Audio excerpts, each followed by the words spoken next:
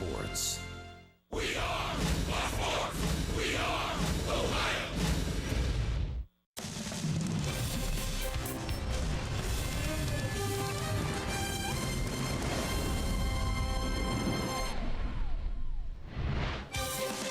The hottest hitter in Major League Baseball headlines Major League Baseball's highest scoring team this month. Michael Brantley has hit in 19 straight. He's batted .366 during his hitting streak, and the Indians roll into Minnesota for a four-game series against the Twins. Hello again, everyone. Matt Underwood alongside Rick Manning. The Indians are averaging 6 runs a game this month, but Rick, they've been even hotter during their 5-game winning streak. They've loved playing at home, and I'll tell you what, it's been a treat to watch this offense swing the bat because everybody is keeping the line going. Nobody's getting greedy. They're hitting the ball where it's pitched. They're getting big 2-out, 2-strike base hits. They're driving in the runs when need be. They're putting multiple runs on the board, and when an offense is firing on all cylinders, that's what happens when you have good pitching. Usually winning streaks follow, and this offense has not only done it with the extra base hits, but 36 singles, and 3 times they've had 5 or more runs. They're hitting .377 with runners in scoring position, so it's been a treat to watch, and I know it's been a lot of fun for this offense. A lot of fun when you're averaging 8 runs a game during a 5-game winning streak. Maybe if they keep that up, it'll make it a little bit easier for Shane Bieber, who makes his Major League debut for the Indians here tonight. We'll be back with the first pitch coming up. Al and Jensen are up next with the showstopper. Cleveland Indians baseball is brought to you by Who But WB Mason, the official office supplier of the Cleveland Indians. And by Cleveland Clinic Express Care online. Tap the app for 24/7 virtual visits.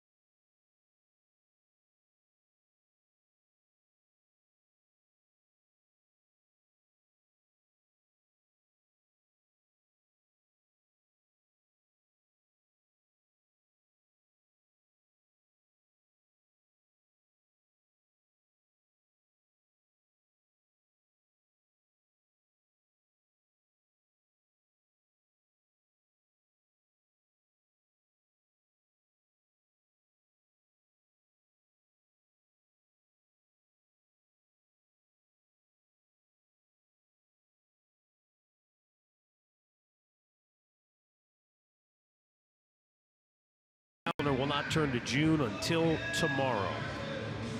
Well, this is an interesting story here tonight. Shane Bieber will make his major league debut for the Indians.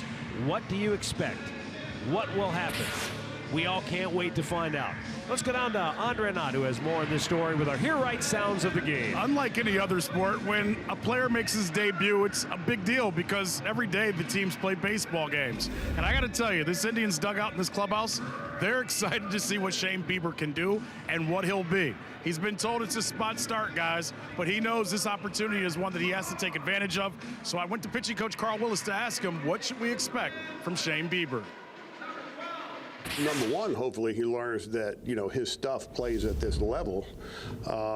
But most likely he'll be learning as well the importance of changing speeds, managing the count.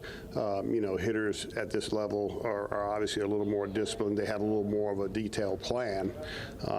And so I think he'll be able to see just how everything that he does translates and what he can do to adjust while not really adding a pitch or, you know, a major, you know, change to anything, but just learn to pitch at this level. Rick, the numbers that jump out at you when you look at Shane Bieber is the command. He does not walk people. He attacks the strike zone. And if he does that here at this level, he's got a chance to be successful. Well, that's the key to pitching right there. I mean, you throw strikes, make him hit you out of the ball game. Don't walk him. He's walked 3 guys and only he struck out 61. So let me tell you something. He doesn't give up many hits. You know, he has a 4-pitch mix: fastball, 4 and 2 seamer, a little slider, changeup, and a curveball. He's going to find out the hard way. But I mean, I'm looking forward to him like everybody else is around here, and we'll see what we get. But first off, the Indians will bat first. And this is Major League Baseball's highest run-scoring team in the month of May, as we told you at the top of the telecast. And over the last 5 games, all wins for the Indians. They're averaging 8 runs a ball game. They've been swinging the bats very, very well. Let's take a look at our Northern Ohio Hyundai starting pitcher. It'll be 28-year-old Jake Odorizzi, 6'2", 190 pounds. Used to be with the Tampa Bay Rays. Now with Minnesota. He pitched 1 time against Cleveland earlier this year. That was in Puerto Rico. He went 5 innings, gave up 6 hits and 4 runs. The Indians hit 3 home runs off him. He's a fly ball pitcher. He likes to throw the fastball up, and you can get aggressive with him early because when he gets to 2 strikes, that's when he gets tough. The starting lineup for the Indians under manager Terry Francona, brought to you by Progressive Insurance. Francisco Lindor will lead it off. Michael Brantley batting second. Jose Ramirez hits third. Then it's Edwin Encarnacion. Yonder Alonso quietly really has picked up the pace. He's hit in 7 straight games. Melky Cabrera bats sixth. Then Jason Kipnis, Yan Gomes, and Greg Allen, who did a terrific job at the top of the order yesterday, back down to the number 9 spot with Lindor back in the lineup. Well, let's check out that Minnesota defense. They are rated 8th in the league. They have made 27 errors. It's going to be Rosario in left, Lamar is in center, Kepler over and right. On the infield at third base, it'll be Sano, Escobar at short, Dozier is at second, Morrison at first, Garver is doing the catching.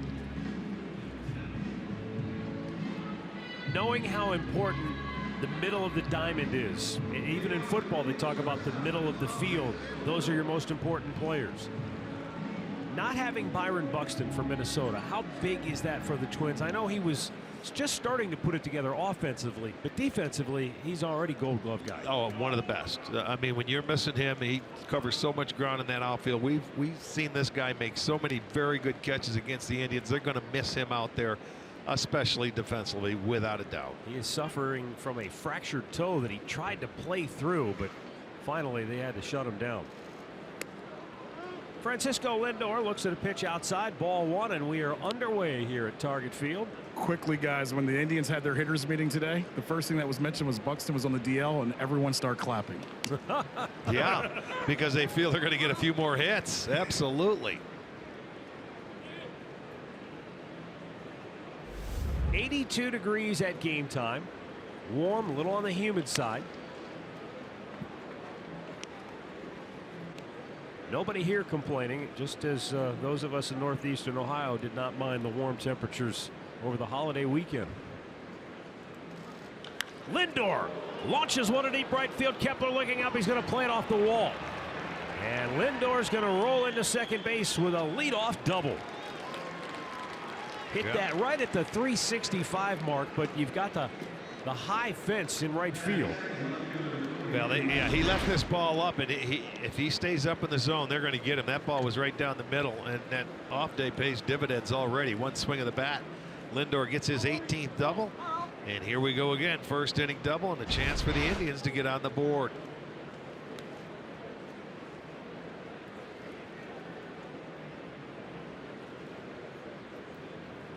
And that'll bring up Michael Brantley.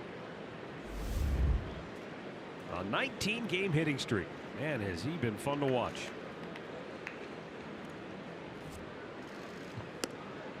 Brantley has taken care of extending his hitting streak more times in the first inning than in any other at bat. He's got it done early, hasn't he?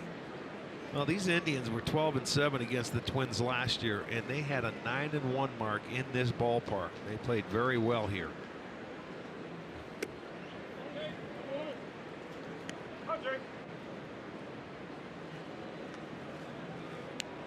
Kind of weird when you think about it that the Indians dominated here, and Minnesota came to Cleveland and made themselves at home, winning 6 out of 9 last year there. Hard to figure out, but I remember they clinched here a few years ago. Upstairs, Brantley patiently looking for a strike. It's 3-0.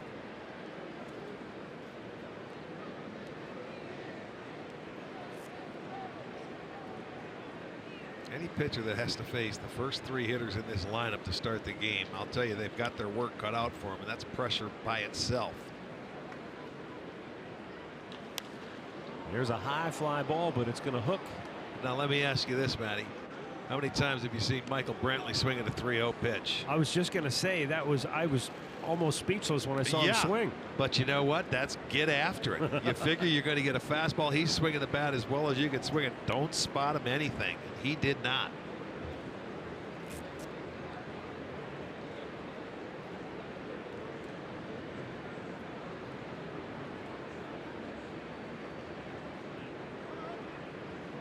Still got to come back and make a couple of very good pitches to get a tough hitter out. And Minnesota knows this all too well. Brantley's hit .292 in his career against the Twins with 6 homers, 50 runs batted in. And that's high, ball 4. So the first 2 have reached for the Indians. And Rick, this has also been a calling card of late for the Tribe's offense. That first inning, they're putting the pressure on right away. They sure do.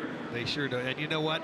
Minnesota's starting to feel bad. They just came off a 1-5 road trip where they were swept in Seattle, and they lost 2 out of 3. Mark Budzinski taking over at third base tonight, coaching duties for Mike Sarbaugh, who's attending high school graduation. Not his own, of course. Looks strange out there with the double ear flaps. Jose Ramirez. He looks at a first pitch strike. You know, I was talking about the fans sort of looking at this team saying, oh no, not again. Yesterday in Kansas City, they fell down 9-0 in that ball game before Kansas City beat them 11-8.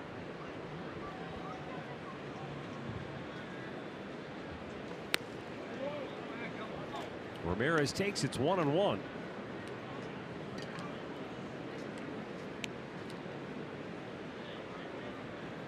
Jose, over his last 16 games, has 16 runs batted in, and he's hit .350.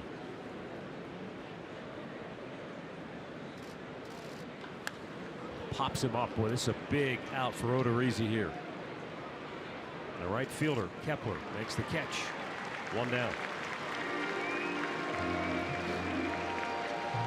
Tonight's storylines brought to you by Wayside Furniture. Keep the train moving. And offensively, we've highlighted how well they've been swinging the bats, and that has been the key. It's not the home run ball. It's not any one player or particular hitter. They've all been chipping in. Yeah, and you know what happens when we showed you in the open 36 singles, 26 extra base hits. When they have base runners, you get base hits and they're driving them in with singles and things like that. I'll tell you what, this team thrives on that. Then somebody makes a mistake and you pop one and you get some crooked numbers up there. Odorizzi turns, but Lindor was only a couple of steps off the bag. And that's Dozier behind him, the second baseman that's on the left side of the infield.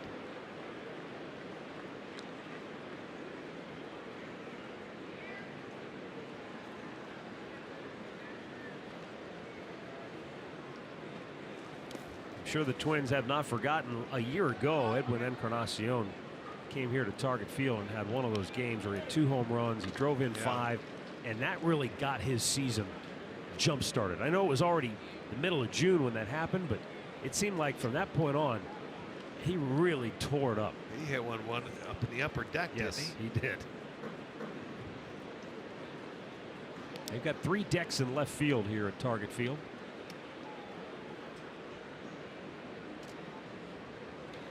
Back out of play.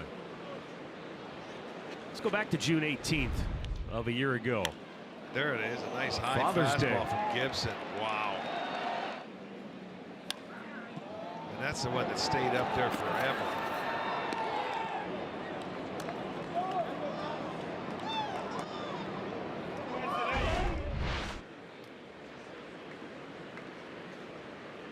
Encarnacion has hit 20 home runs in his career off Minnesota pitching. That's outside. 2-1. Yeah, I remember we used to do that stat. Carlos Santana, he's one of the ones that have hit the most home runs coming in here.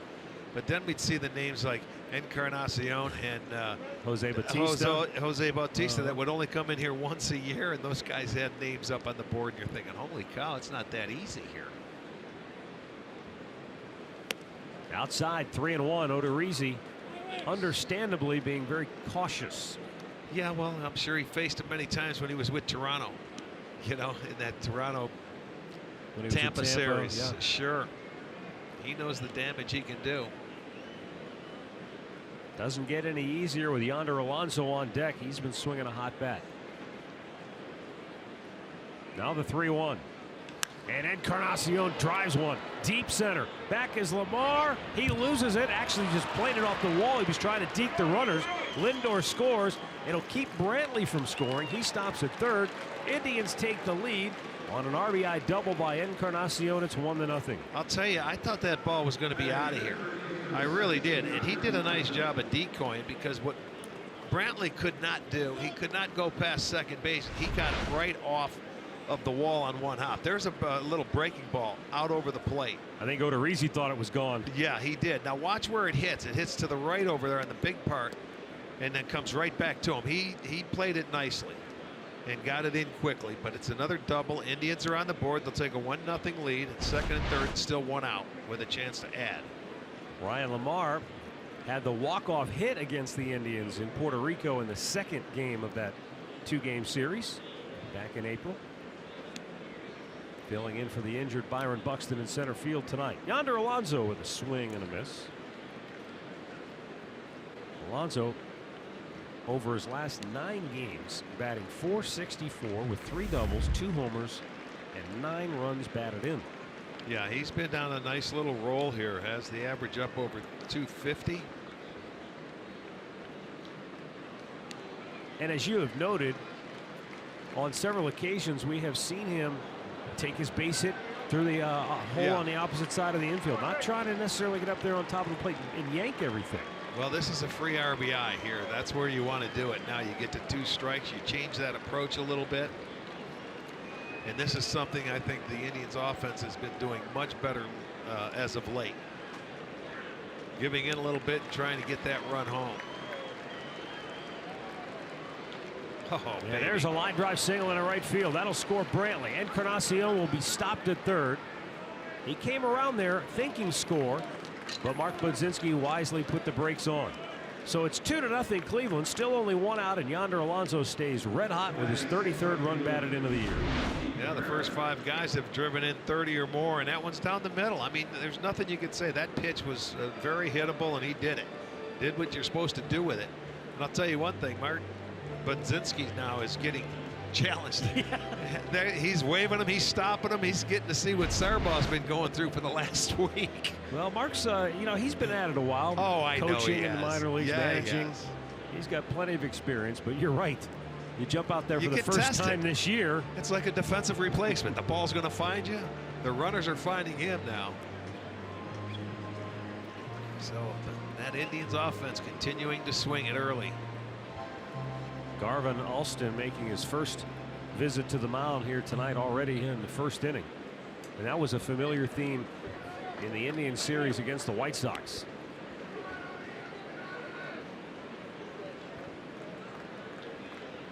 So This should make Bieber feel a little bit more comfortable before he gets out there to take the rubber. Melky Cabrera takes a pitch down and in. Cabrera with a hit in 5 of the 10 games he has started with the Indians. And another guy who has good career numbers against Minnesota, a .302 lifetime mark off Twins pitching. Infield, double play depth, straight up, pitch outside. He's been falling behind when he's trying to hit corners and nibble a little bit, but then when he's making pitches, he's hitting too much of the plate. Indians hitters taking advantage of it. Already 3 hits. He walked Michael Brantley.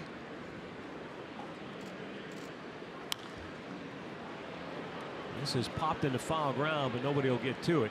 Minnesota caught a break last night in Kansas City in that their starter gave up 9 runs. But the kid that came out of the bullpen, Slegers, he ate up a bunch of innings. Unfortunately, they sent him Took right one back for to the the tape, minors. yeah. But Paul Molitor said our bullpen was in a very critical state, so he saved them dearly. He'll be repaid for it. Although we've seen that happen here. You know, a guy comes out, does a great job, and say, okay, thanks for doing that. We'll see you in a little while. Swing and a miss. It's 2-2.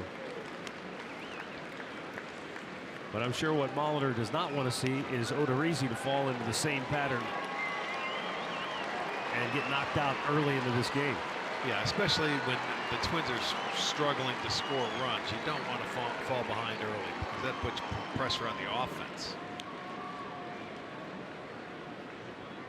The 2-2. Cabrera with a line drive to right field. It's going to be caught by Kepler. Tagging and coming home is Encarnacion. He will score. It's 3-0 Cleveland. And Melky Cabrera gets the sacrifice fly and has 7 runs batted in since joining the Indians. And that was a very hard hit ball. And I'll tell you what, I'll bet the location of this was right down the middle. Well, it was scalded. You're right. Watch, let's see the location. That's like a cut fastball that's sitting right there and say, hit me. Yeah, it didn't do anything. It's flat. No depth to it whatsoever. Cabrera takes the sacrifice fly. And a runner at first with 2 down for Jason Kipnis, who drew a walk yesterday to extend his streak of reaching base safely to 19 games.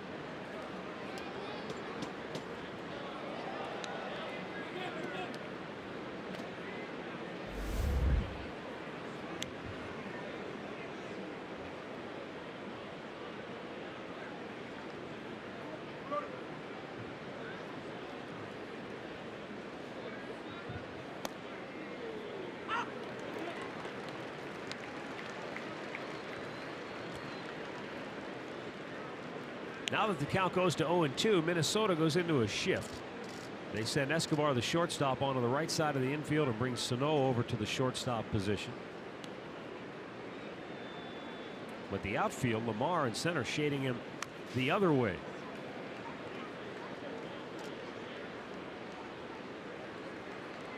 Play him to pull on the ground and drive it the opposite way in the outfield. Kepler is a good 100 feet off the line in right field.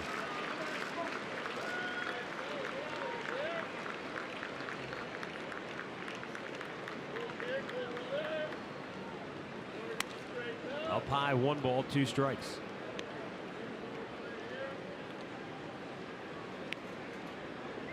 Yeah, he said he was a fly ball pitcher and he's yet to get a ground ball.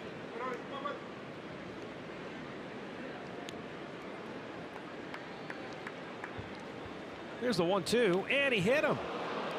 And so the inning continues as Kipnis will reach on the hit by pitch. And Jan Gomes will get a chance to bat. And what you have to do is you got to try and go inside. These guys have been swinging it very well. That's like a breaking ball. Got him in the back of the leg. Wow, It wasn't a fastball. 30th pitch of the inning for Odorizzi, and you're right. It's almost like Rick, he started that pitch at Kipnis. He was going to make sure he didn't leave it on the plate. And I think that's the pitch that Cabrera hit for a sacrifice fly, that little either cutter, maybe little slider, whatever it may be. Well, now Jan Gomes with a chance to really make it a big inning. They've already put 3 on the board. And a foul back. I like that idea, man. You get after him early because Odorizzi, you know, if you get after him in 11 starts this year, he's allowed a .455 batting average coming into today. 10 for 22 on the first pitch when a batter puts it in play. When he gets to 2 strikes, he's been able to put them away, where hitters are hitting 164 off him. So I like that swing right there by Gomes. He tried to deliver a knockout punch, but he hasn't been able to hit his spots after that. Now the Indians on the year when they score first are 21-13.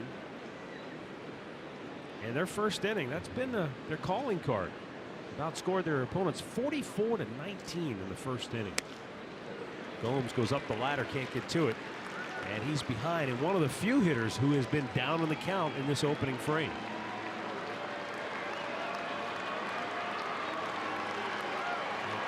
Didn't they score 3 times? They had 5 runs on the board in an inning back in that homestand, right? Yeah, 3 times. They've got a chance to do it here, too, coming out on the road. Gomes sends a high fly ball, playable in right center field. Kepler, the right fielder, makes the catch.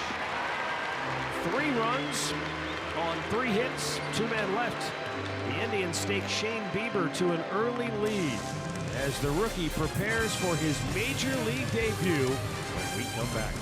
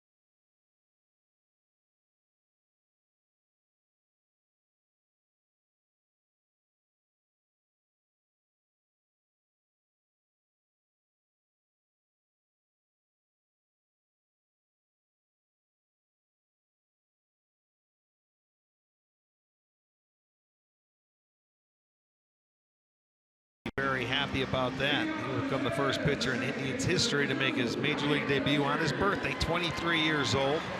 And you look at the numbers that he put up down in the minor leagues, he was very good. He's our Northern Ohio Honda starting pitcher, getting an opportunity.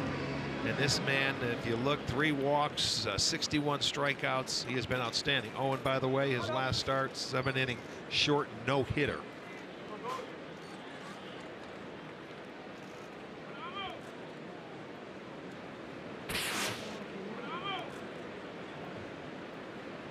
Shane Bieber's first pitch in the big leagues is a called strike.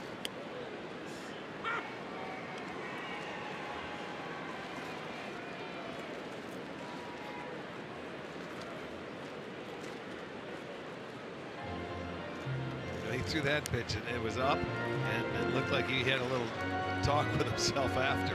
First pitch was very good down, and he knows that Dozier's a good high fastball hitter. I'm sure he's gone over the reports.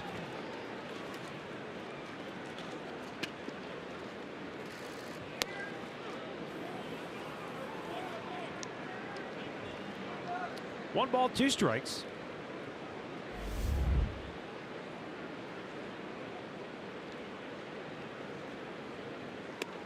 And that one just a bit high.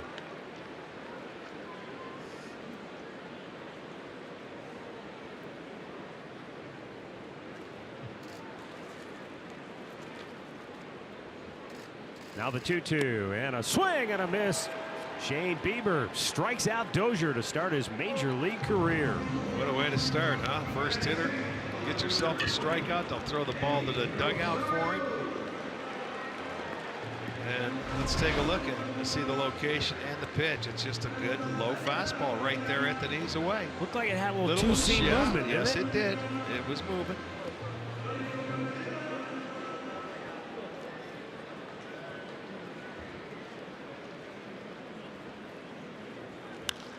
There's a liner toward left, dropping, and it will get in for a base hit. Eddie Rosario, who has always hit well against the Indians, regardless of who's chucking the baseball. That is true. Here's the rest of Minnesota's starting nine for Paul Molitor. Miguel Sano will hit third. Then Logan Morrison, followed by Eduardo Escobar. Max Kepler, who's hit in 8 straight games against the Indians, will hit sixth. Mitch Garver, catcher, batting seventh. And Robbie Grossman, a switch hitting DH. And Ryan Lamar in center field, bats ninth.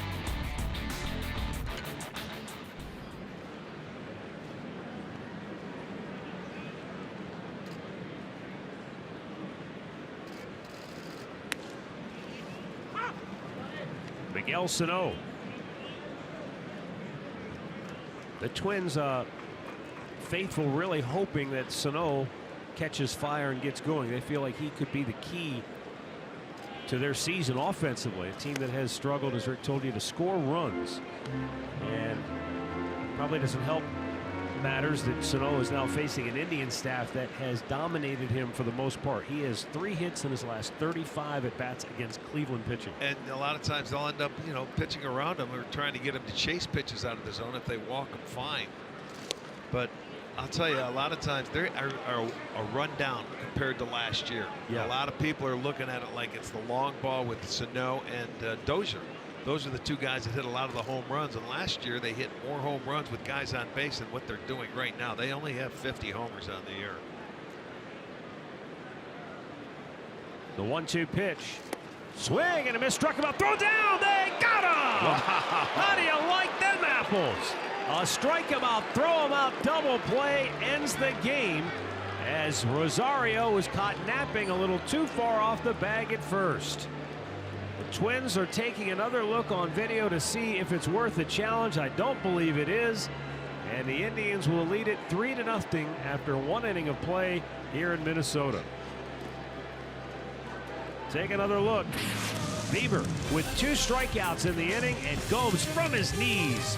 Pegs Rosario.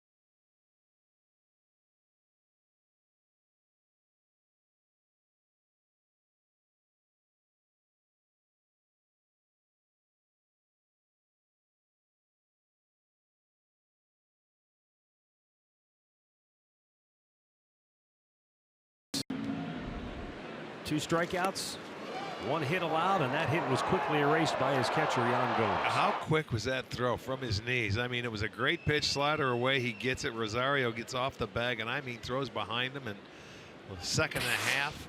What a nice throw. The number 9 batter leads off the second for Cleveland. Greg Allen taking a strike.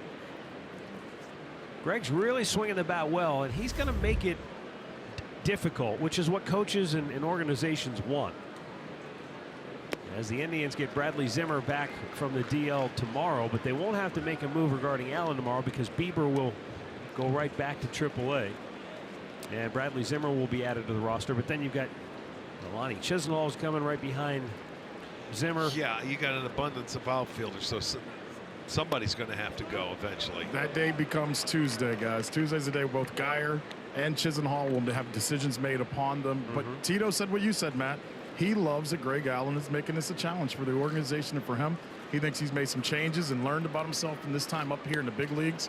He thinks this has been huge for Greg Allen going forward, no matter what happens after Tuesday. Well, Andre, he told you just the other day he feels more comfortable. You know, he's in there and he's been getting the everyday at bats, and he's more relaxed and more confident. Well, the one thing I was told is because he's had this many at bats, they've been able to work on some adjustments for him. You know, they've seen how teams have pitched to him, and he's been able to adjust a little bit. I almost wonder, too, if, at least in the short term, playing every day is the more important thing for Greg Allen. So if push comes to shove, maybe going back to AAA wouldn't be the worst thing, because if he's not going to play every day, it doesn't benefit him to sit on the bench here at the big leagues. No, I wouldn't think so. He's got to play every day. That's how you learn. Francisco Lindor, he doubled off the wall in left. In right his first time up, and came around to score. Frankie has been doing that a lot. That's a pitch we didn't see a lot in the first, that slow curveball. Told you the Indians, the top scoring team in the majors in the month of May. Lindor, the leadoff man, has scored 41 runs on the year.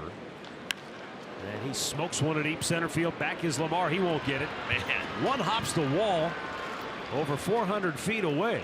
And Lindor in the second with his second double of the night. Man, and I mean, that ball's jumping off his bat. His second double. He's feeling pretty good today. A little stronger, I think. Remember, Tito said he felt like he had to give a day off to get his legs underneath him. That's all it took. The offense didn't struggle yesterday, and there's another pitch up in the zone that he took advantage of. Might have been a changeup, but he smoked it. He has 7 hits in his last 11 at-bats.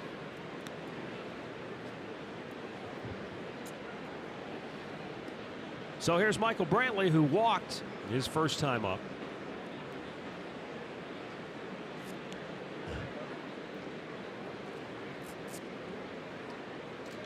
By the way, I told you that Lindor doubled off the wall in right field his first time up.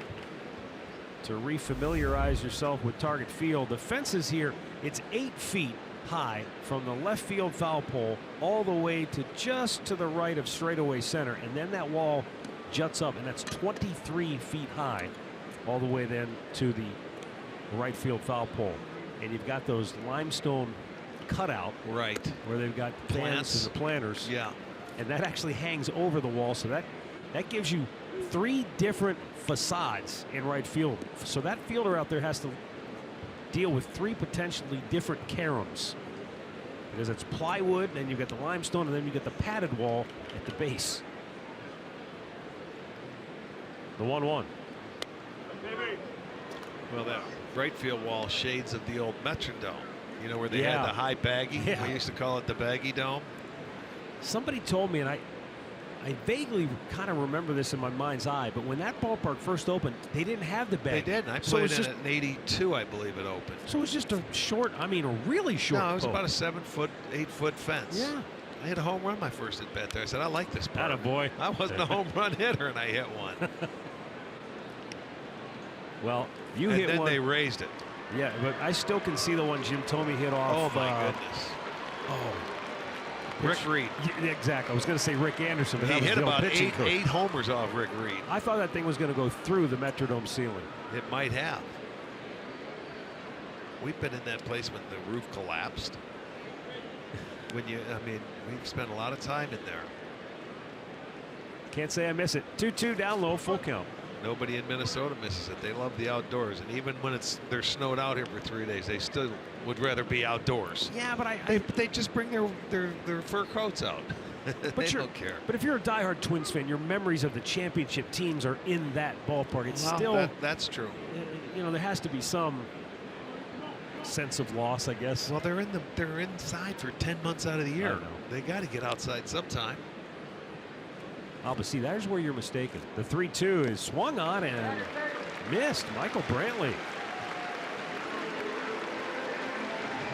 That's news when Brantley chases a pitch out of the strike zone. Changeup, I believe, coming out of the hand of Odorizzi.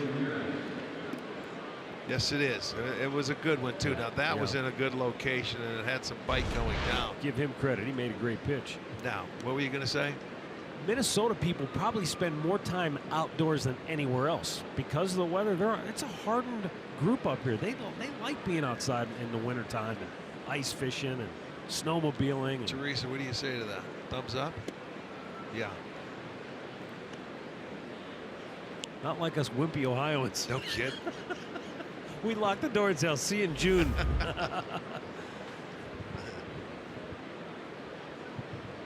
Jose Ramirez flied to right in the first.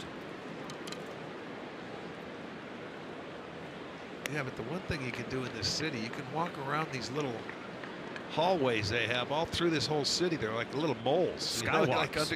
Skywalks. Everything's connected. You're like a mole, and you're underground, but you're actually walking through the city. But you have to leave breadcrumbs because I can't find my way around it. We do every day. Yeah. That is the beautiful thing about this city, walking to and from the ballpark from the hotel. Swing and a miss, 2-1.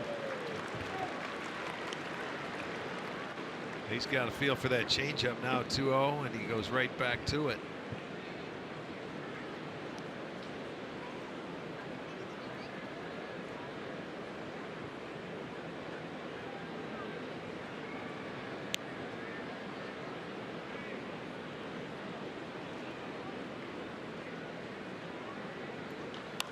Just kind of threw the bat at it.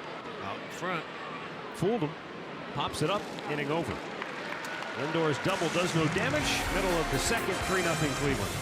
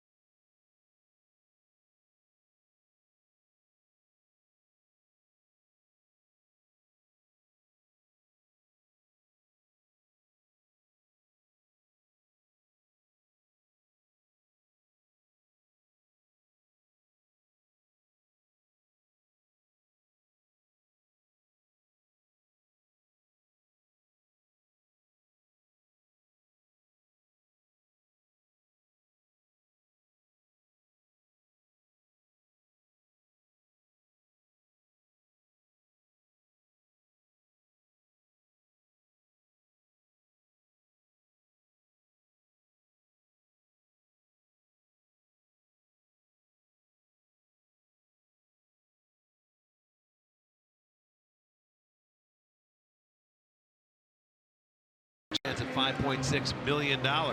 Download Beat the Streak today.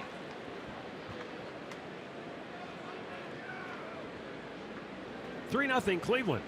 Bottom of the second inning. Logan Morrison will lead it off for the Twins. And Shane Bieber's first pitch to Morrison is fouled back out of play. was curious to see how this Minnesota Twins team would react the first time through against Bieber, because they know, they look at the numbers, they see he's only walked 3. Well, and Derek Falvey has to know all about Bieber. Yeah, and I just was thinking that maybe they'd be more aggressive. Derek Falvey, the Twins general manager, formerly with the Indians front office, and a key member of the front office too. As sad as they were to see him leave, everybody was very excited for him for this wonderful opportunity. Fly ball high to left. Back goes Brantley. He has room and makes the catch in the middle of the warning track for out number 1. Let's check that Indians defense for you. It's brought to you by Chrysler. Out in left field, Michael Brantley, who we just made that catch. Allen's in center, Cabrera over in right.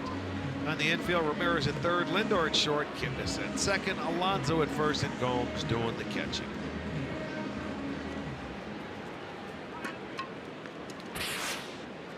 Here's Eduardo Escobar, 4 for his last 34 at the plate.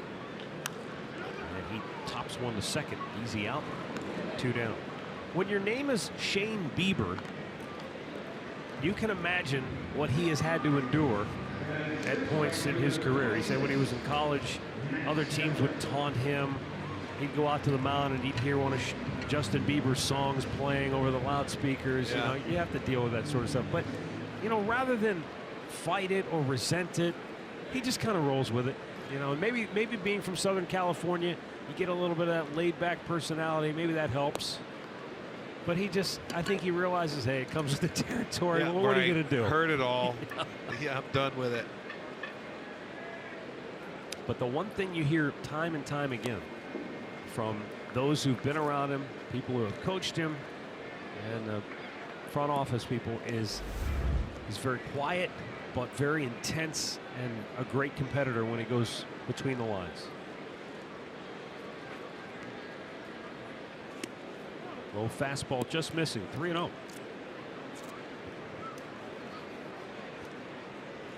Max Kepler has hit in 8 consecutive games against the Indians. Takes a strike here. It's 3-1.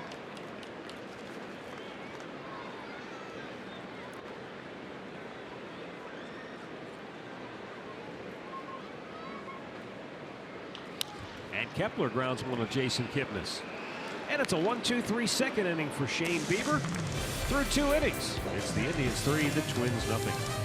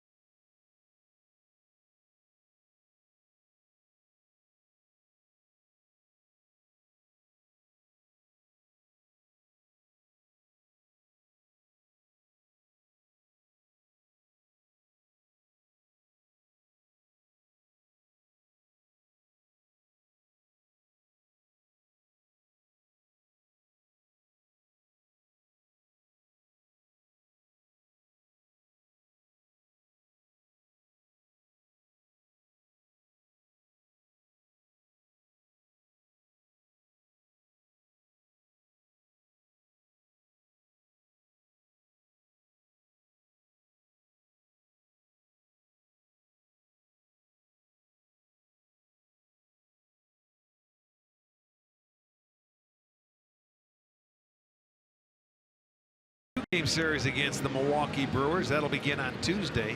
10,000 fans will receive a Indians duffel bag. That'll be courtesy of Shears. And Take a half day on Wednesday and catch up on the 110 start out at the ballpark. Visit Indians.com for your tickets. Got a picture on this ad too that Gorman Thomas is going to be in town. Yeah. Look at this. Oh, that's great. Murph. Edwin Encarnacion leading off and hits a towering pop to left. And the shortstop Escobar goes out to grab it. 1-0. Our great clip of the game from yesterday, Yonder Alonso. 3 base hits, 3 singles. And he also ended up with a run scored and extended his hitting streak to 7 games. And he's got an RBI single already here tonight. So now a hit in 8 straight for Alonso. And this is how Minnesota puts on their shift. They leave the shortstop Escobar on the shortstop side. They send Sano over to the second base side. He's the closest one to second base. He was the third baseman. As big as Sano is, he's surprisingly athletic, though. Yes, he's a big man.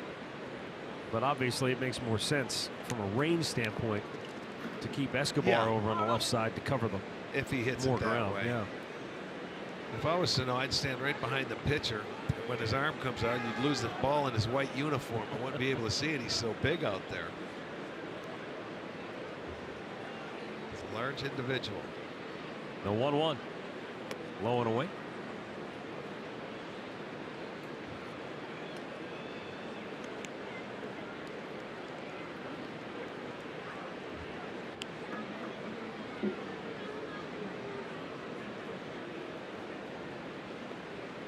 Look at Odorizzi starts this year, and he's about a 5-inning pitcher, not much more.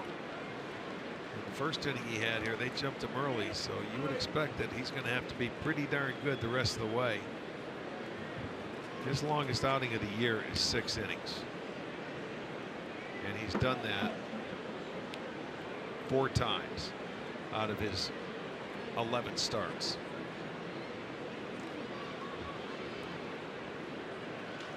Two is hit high in the air to right field. Back is Dozier. Kepler is in. Kepler, the right fielder, has it. 2 down. They're getting fooled on that changeup. Yes. You know what I'm saying? It's 3 straight. Just enough to where it's off the end of the bat, and he has them. You know, they're not staying back on the baseball. Ramirez, Encarnacion, now Alonso, all 3 similar pop-up type swings. He was making some mistakes on the middle of the plate, but he's made an adjustment.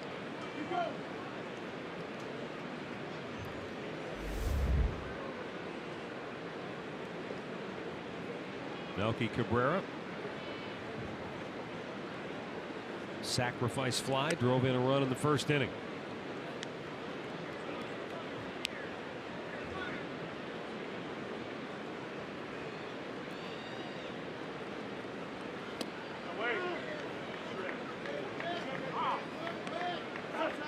Let's see if we get the changeup here, man, on a 2-0 count.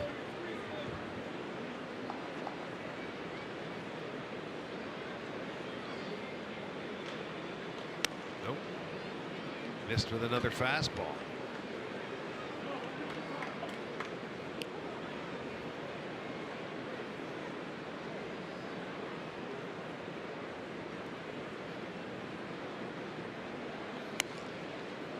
Takes a strike, 3-1.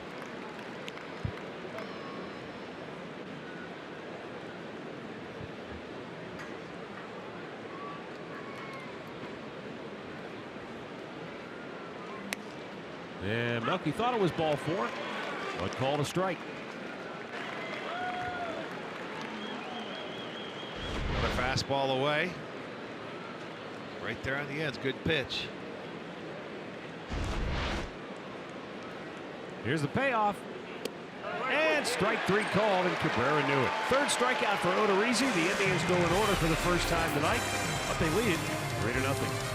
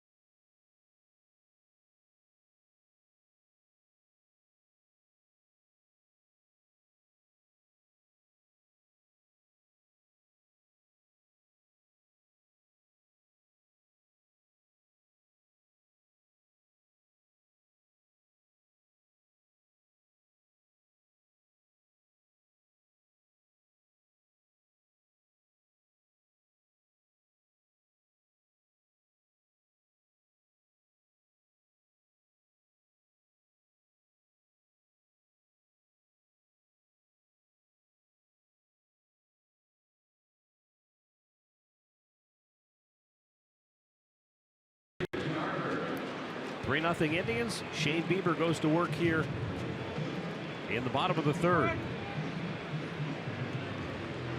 And he's got the bottom third of Minnesota's order. Mitch Garver, Robbie Grossman, Ryan Lamar.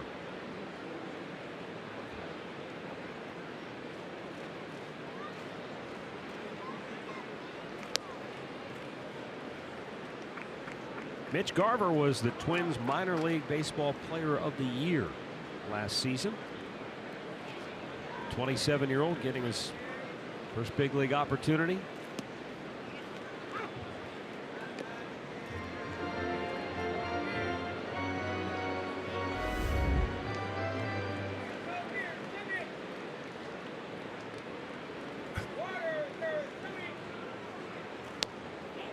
They went too far. And Bieber has him down on the count 1-2.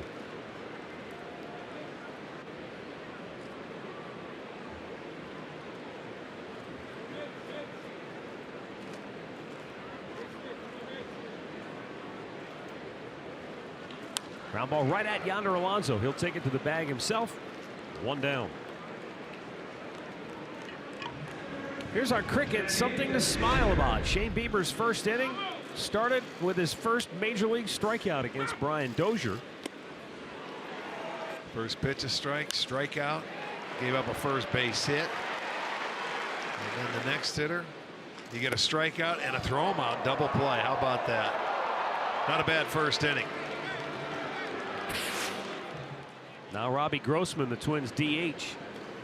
Guys, I'm sorry about that. Guys, the fun thing about Shane Bieber so far has been just talking to the veterans inside the clubhouse before the game and how they marvel, how he wasn't overly excited, didn't say a lot, kept to himself.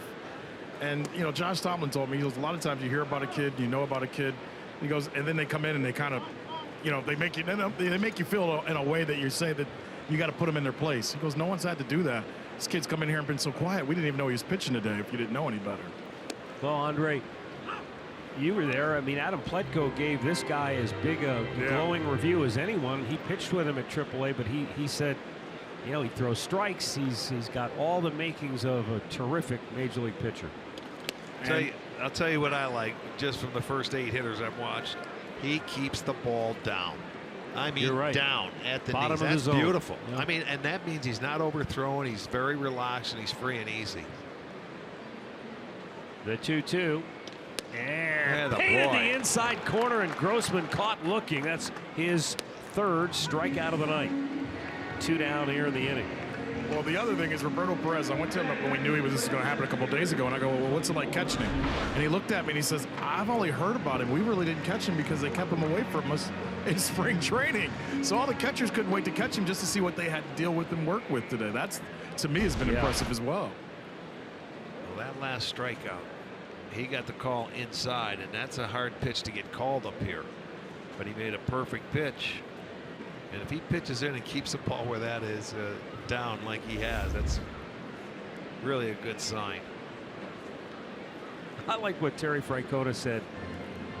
He goes, Chris Antonetti, you know, he said, we all know he's a smart guy, but he was really smart this spring because he didn't let us see Shane Bieber. He wouldn't bring him over to the big league side of camp because he knew if we saw him, we'd want to take him with him.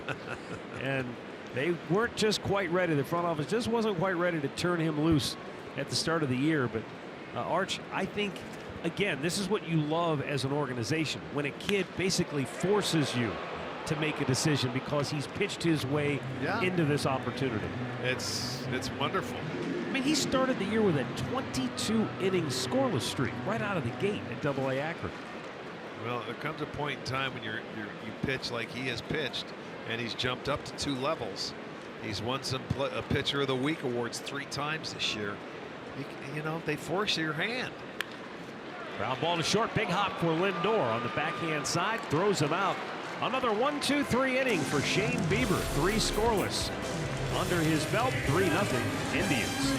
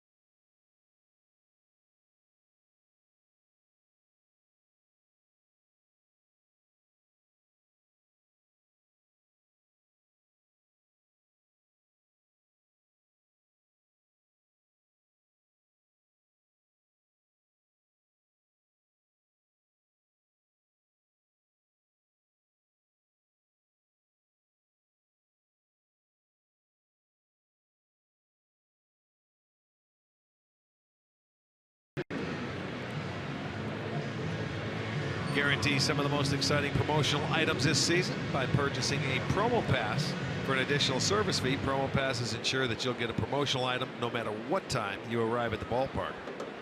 Visit Indians.com for more details.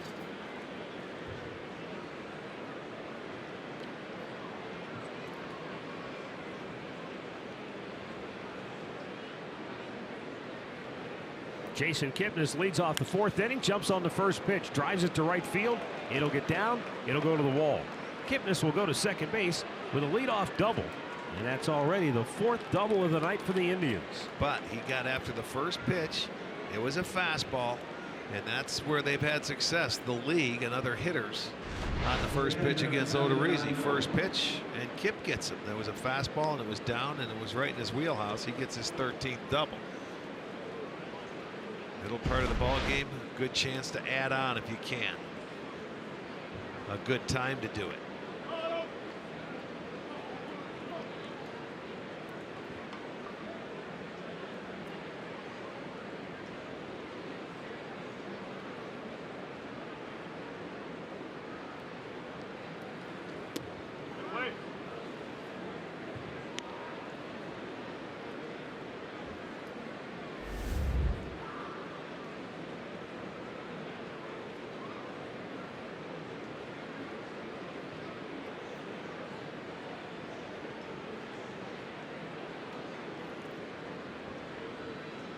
Jan Gomes fly to right his only time up, swings through it.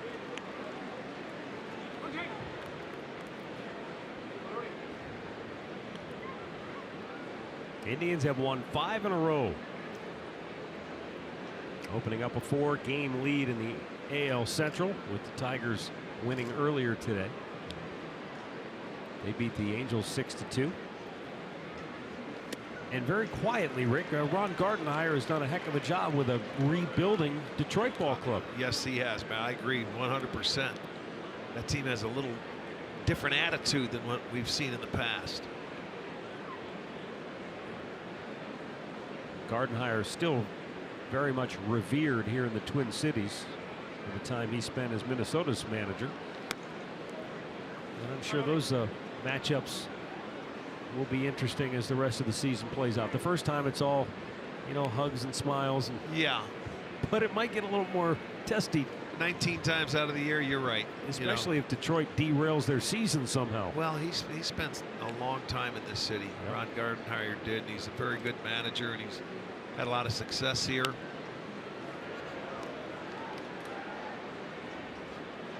He spent last year, you know, as a bench coach for the Arizona Diamondbacks.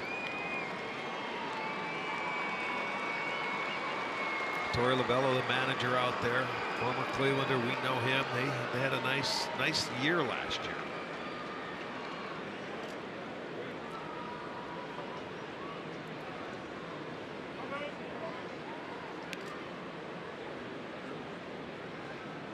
Now the 2-2 to short, scooped by Escobar. Nice play, but the throw is low. However, he is bailed out by Logan Morrison, who makes a nice play on the other end. One down, and the injury report brought to you by the attorneys at Elk & Elk. And so Minnesota just placed Byron Buxton on the DL yesterday. They called up a pitcher to help out in the bullpen. Joe Mauer, they expect to come off the DL this weekend. They didn't think it would be tonight. Could be tomorrow, maybe Saturday. But Ervin Santana and Michael Pineda, those are big injuries, because you're talking about guys that I think they were really counting on to be in the rotation. And Santana, it was just a calcium deposit on his finger. It was off-season surgery. They didn't think it was going to be any big deal. But the swelling in that finger has not gone away, and he is experiencing issues with trying to grip the baseball, and he just hasn't been able to let it go. And so they're almost, Rick, sounds like they're going back to square one on him. Well, he was their #1 starter. He took them a long way last year. When you take that guy out of your rotation, everything else will suffer as well.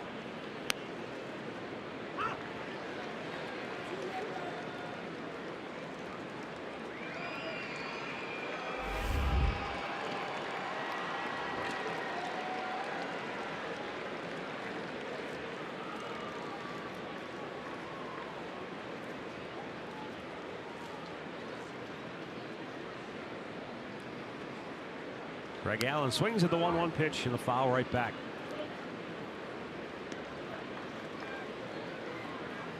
Raining in Baltimore, where the Orioles and Yankees are in the delay. Houston hosting Boston tonight. 2-2 there in the 3rd inning.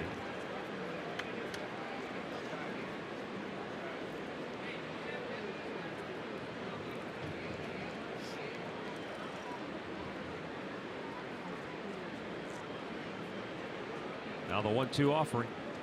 And a foul back. There's that pitch again. That's okay. He's had hitters just out front fooled enough. Change up. You just foul it off to stay alive, and he was able to keep his hands back and live for another pitch. You know, it's tough to sit on the fastball and then not get out in front on the changeup. Which is why Jim Thome was unique to me in that he would sit on a changeup. And sometimes he would take a called third on a fastball right down the gut. Milky Cabrera did just that in his last at-bat. He threw him every single fastball, and that tells me he was sitting on the breaking ball. So Greg Allen hit by the pitch. He goes to first. So 2 on, 1 out, top of the order now. Lindor's already blistered the ball twice. And here comes Paul Molitor. I think he wants to ask home plate umpire. He didn't move. Jansen Visconti if Allen may have leaned into the pitch. He's saying he did try to get out of the way. You're right. You don't have to if you're in the batter's box, but if you lean out over the plate, that's a different story. But they don't feel that was the case. No, so. that's not the case. You sit there. You can sit there. You don't have to move. You just can't lean into it. You see, he did bring his arm in a little bit, but he took it. He doesn't have the padding or anything, protection on that, so just go to first base.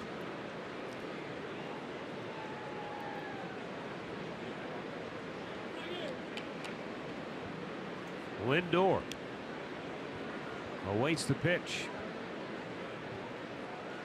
And Odorizzi delivers one in the dirt. Ball 1.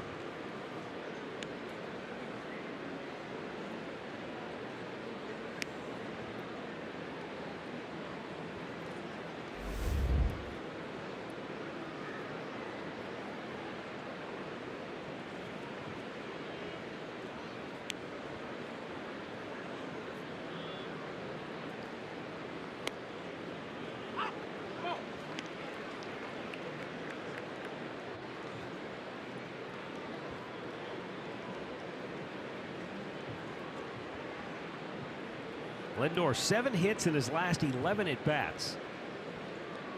And I mean, he's had just an amazing month of May. He's hit .354 in the month coming into this, the final day of May. Yeah, except we're not going to turn that page. We're going to keep it in May for this offense. The way they've scored.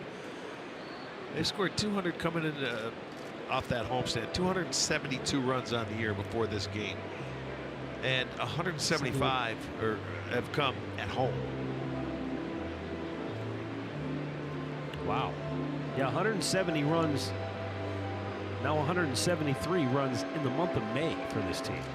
Yeah, it's been a tremendous month. So let's just keep the calendar there. It's May every day. Yes, it's May Day.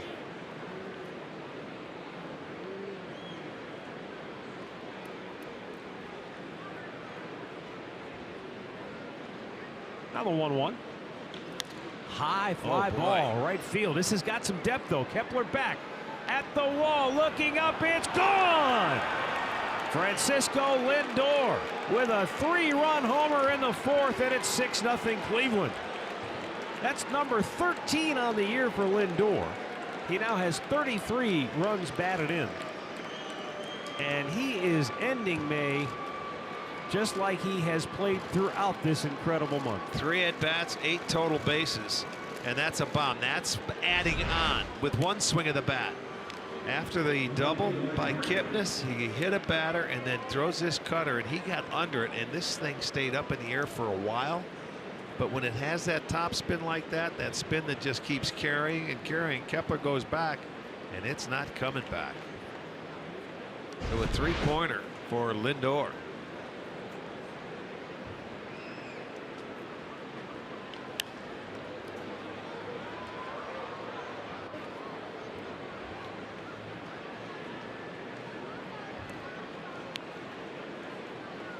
Extra base hits.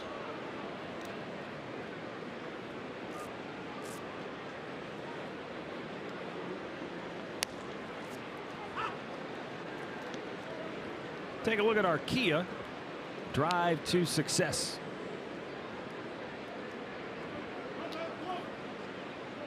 Michael Brantley has the longest hitting streak in baseball this year with 19. Got a piece of that one. Chased the changeup and struck out his last time up.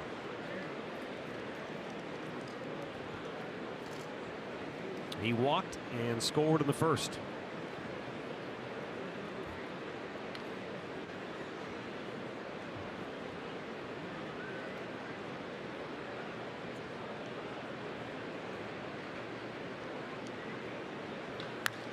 Brantley pops one to center.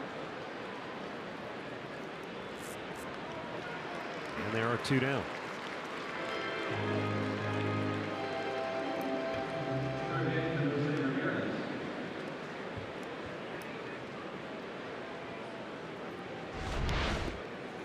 Let's take a look at Lindor's home run on hang time.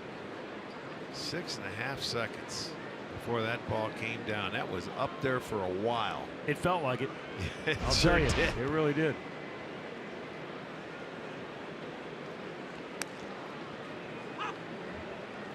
You know, sometimes when you're calling a home run, they get out of here in a hurry. That one, it was like a Ray Guy punt. Yeah, you're watching and watching. Exactly. Uh-oh. Ramirez drills one to deep right field. Kepler turns, and that's gone. It just didn't clear. The limestone facade for a home run. Let's see if they can dig it out of the plants. They do. Jose with home run number 18 on the year. Not to be outdone. My goodness. Ramirez has now moved into a tie. At least that's the way it looked at the start of the day. Don't know if Trout went deep, but Trout and J.D. Martinez began the day atop of the home run leaderboard with 18. Ramirez has now joined them.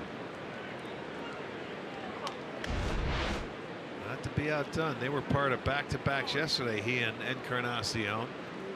Back at home, they have a 4-run inning, 2 homers in the inning.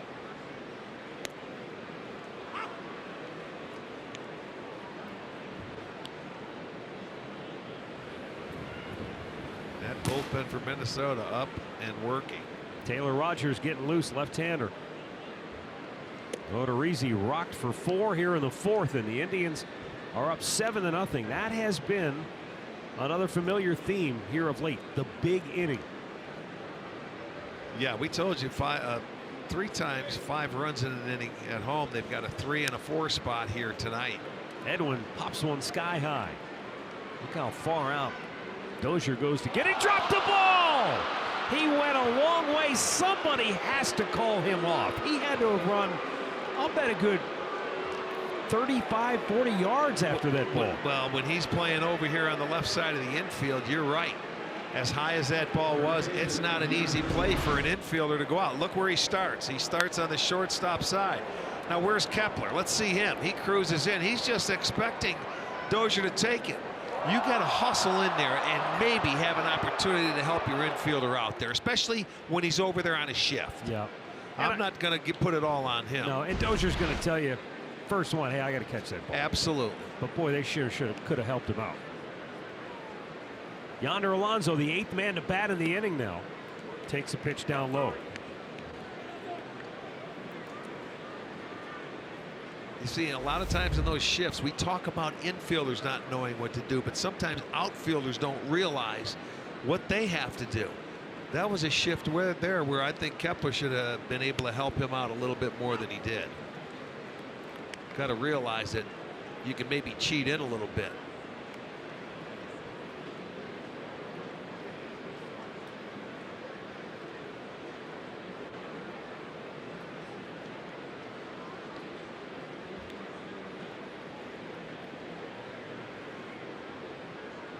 Pitch outside.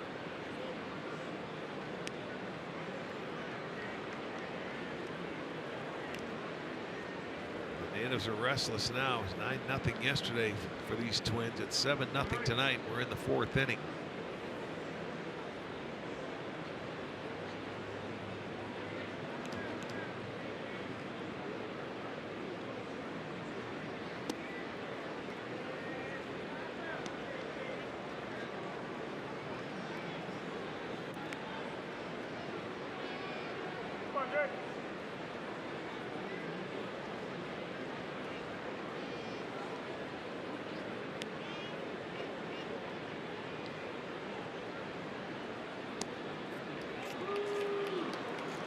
Alonso takes the walk, and that is it. Paul Molitor is going to give him the hook. And the fans here at Target Field are not real thrilled with the developments of this ball game. The Indians with 3 in the first. And now 4 here in the 7th, thanks to a pair of home runs. And they lead it 7-0. 2 on, 2 out. The 9th man in the inning to bat will be Melky Cabrera. Paul Molitor makes the Cleveland Clinic call to the bullpen. Left-hander Taylor Rogers is coming on when we come back.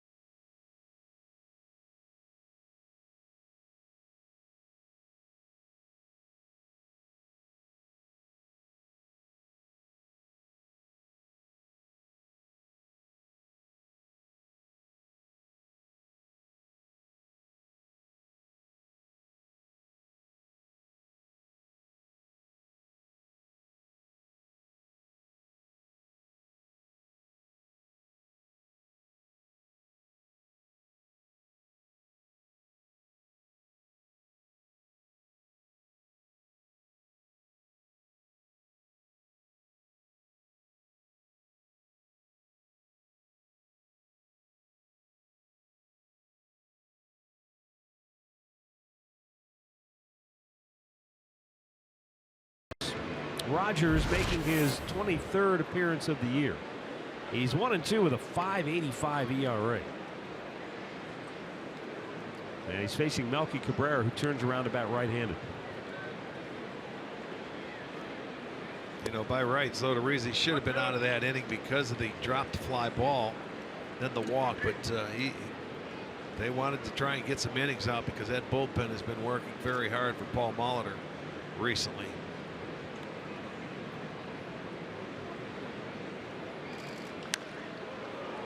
Down the right side, it's going to slice out a play foul. 1-1 to count.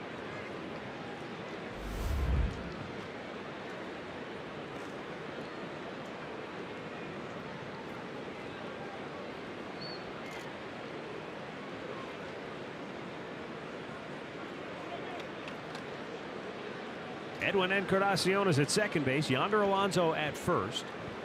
2 down in the inning.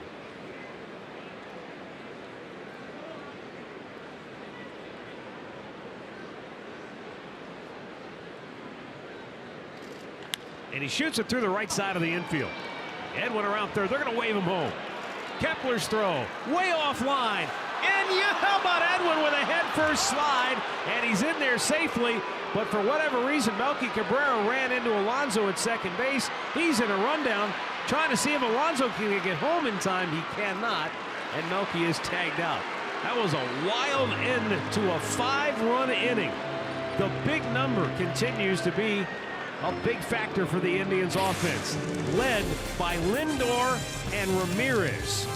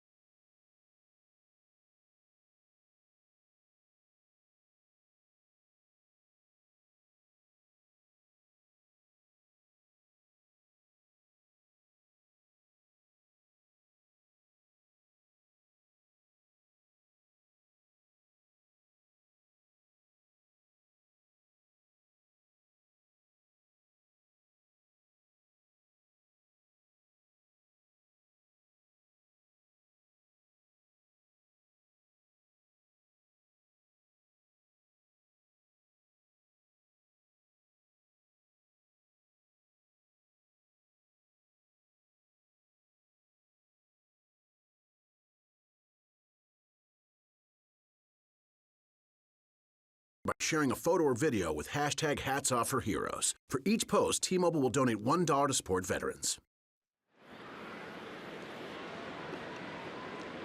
A beautiful, warm evening here on May 31st in Minneapolis, Minnesota, where the Indians now have an 8-0 lead for rookie Shane Bieber in his major league debut, and he has been dynamite. 3 one-hit shutout innings. He has faced the minimum and has struck out 3 Twins batters. Top of the order, Brian Dozier. Struck out in the first. Pulls that foul. When Shane Bieber threw that rain-shortened no-hitter, it looked like he was on his way to a perfect game. He retired the first 7 he faced. Then there was an error.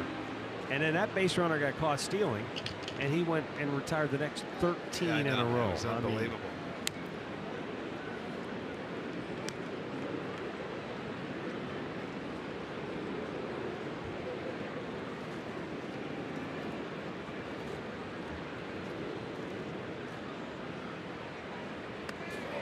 Knocked him down. Hear the fans? Yeah, I did. Yes, I did. Oh, man. For the record, Shane Bieber says that, not out of malice or anything of that nature, he's just not a fan of Justin Bieber's music. He prefers a little Jay-Z before a game to get him pumped up. The 2-2. Swung on and missed. He has struck out Dozier for the second time tonight. 4 Ks in all in the ballgame. Let's go down to another Jay-Z fan, Andre Knott. The song was No Church in the Wild that Shane Bieber came out to, since you want to bring that up. That's the one with Kanye, right? That's the one with Kanye, Yeah. you know it. That's what we should come out to when we come out together. Remember a couple of days ago when we told you that about the picture Jordan Bastian from MLB.com? He put this up on March 3rd, 2017. Think about this. They're watching a simulated game at the minor league complex back in Goodyear, Arizona, guys. On that was he was on his way. Bieber was on his way to play in Lake County.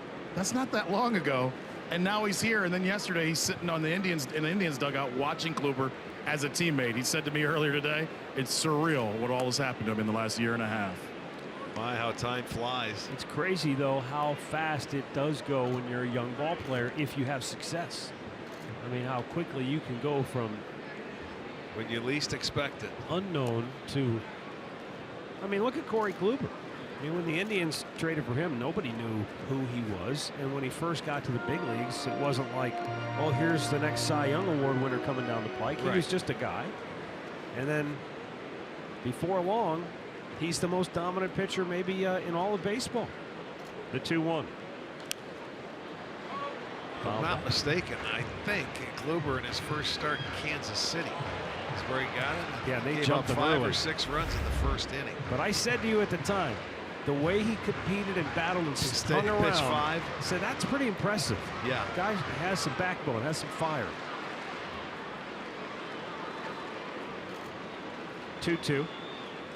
And Rosario, well, I thought he was out looking, but it's called a ball for some reason. Looked like another good pitch, and you said he has consistently peppered the bottom of the strike zone. Love that. And I really do. Hitters, even if they swing it, they're just going to hit the top of the ball and beat it into the ground. Center field, Greg Allen. 2 down. Let him hit it out there all day. Yeah. Big part of the ballpark, works well. Not many guys can drive it out, especially when he's pitching down in the zone, that's for sure. It's going to bring out Miguel Sano. In the 2-game series in Puerto Rico, Sano went 2 for 11 against the Indians, but boy, that one hit was a crusher because the Indians had just taken the lead. I've lost track of what inning it was. It might have been the 11th, and he comes up, and on the first pitch of the bottom of the 11th, boom, hits one out, tied it back up again.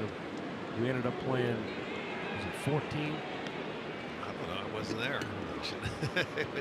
I think it was, because we didn't go over 14 innings this year. Let me see. It was 16 innings. Okay. So maybe it wasn't the 11th when the Indians took the lead, but it was a long night at the ballpark. Now Sano singles up the middle with 2 down. Only his 4th hit in his last 37 at-bats against Indians pitching. 2nd hit allowed by Shane Bieber. Well, it's a ground ball that found the hole and right back up the middle. You don't mind that.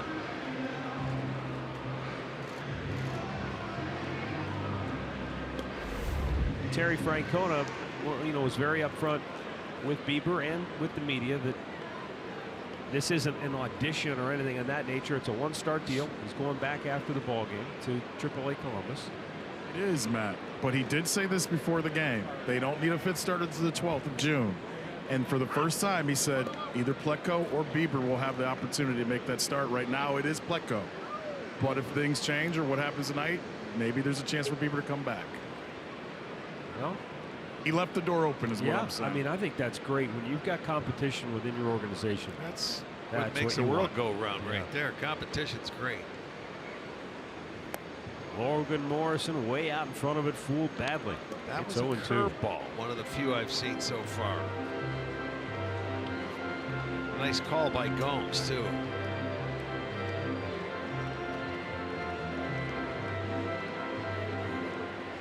This is new for Jan. He's catching him for the first time, and he's trying to navigate his way through this Minnesota lineup. But it's fun. It's been fun for him, man. It's like he's in a little stool or a rocket chair back there. Everything in and out, and it's down. How many balls have you seen above the waist so far? Only purpose pitches when he was ahead in the count, throwing up top. But he's been as advertised, commanding the baseball in and out.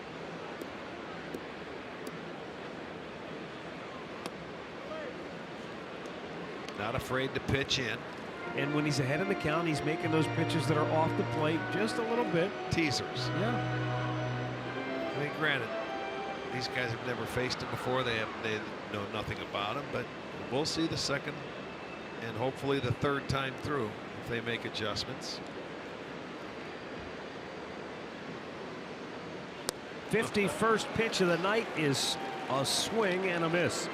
5 strikeouts for Shane Bieber and 4 2-hit shutout innings of work. And the Indians are rolling up 8-0.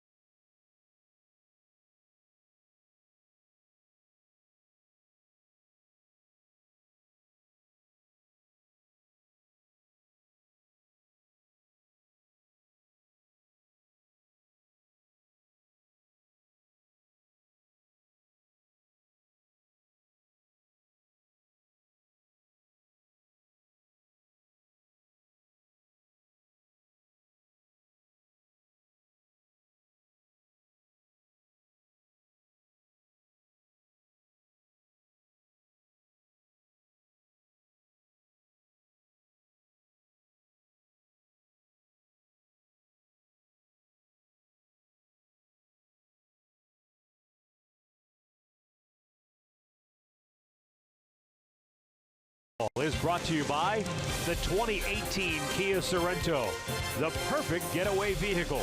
Visit KiaDealers.com to learn more. And by Levin Furniture. For the best deals on furniture and mattresses, shop Levin's.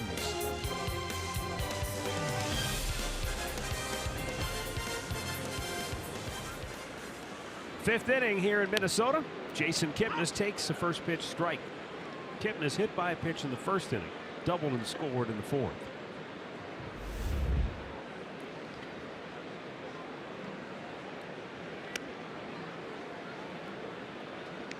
Taylor Rogers got the final out of the 4th inning. though it came after an RBI single by Melky Cabrera, and then he ended up being caught in a rundown.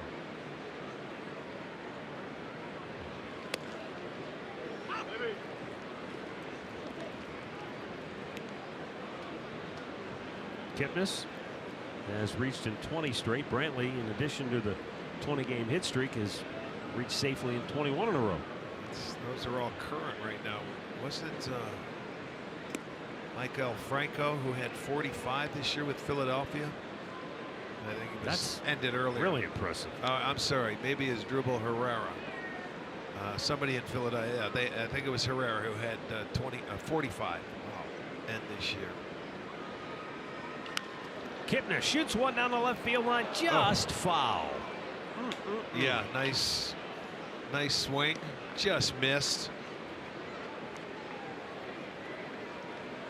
Kip comes back. Stayed on the baseball. That ball was elevated, made it a little easier for him to go that way, but it could miss by about a foot or two.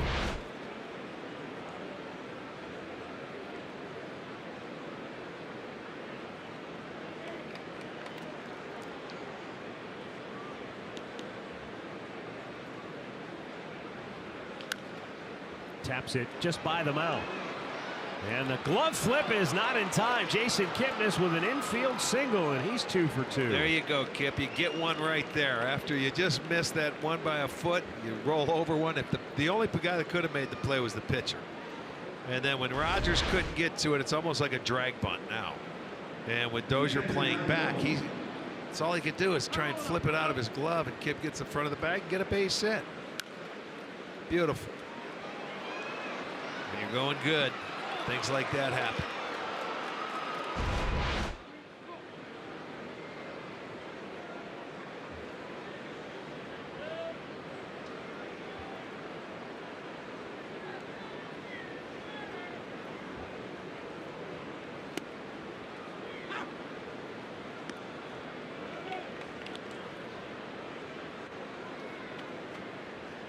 Jake Odorizzi, the Minnesota starter tonight, went 3 2/3 innings. 8 runs, 7 hits, 7 earned, walked 2, struck out 3, hit 2 batters, gave up 2 home runs. And his earned run average went up almost a full run in tonight's game. It went from 334 to 429. Yeah, not a good outing. He'll be on the hook, and it could be his second loss to the Indians this year. 1-1, down and in. Meantime, Redbird tells me that the Indians, with their 10th 5-run inning of the year, that's the most in Major League Baseball, and they've all come this month, all 10 of them in the month of May. Yeah. Boy, what a great month this has been. Yeah, they say March comes in like a lion, goes out like a lamb, but May has just been a lion straight through for the Indians. Yeah, I mean, defensively they struggled early in the month. And defensively they struggled, but boy, I'll tell you what, offensively they certainly did not. That's when they started to score. The pitching went south a little bit, but boy, they're ending it on a tremendous note. Think about this. In the month of May, Frankie Lindor has 43 hits in the month of May. 43 hits and 9 home runs. Ramirez has 35 hits and 11 home runs. There you go. Remember the month of May Kip had a few years 51 ago. hits, I believe. Yes. Lindor's not that far off, but it's been impressive. If it weren't for the Astros, he might have been there. If he gets the at-bats tonight, he might get there.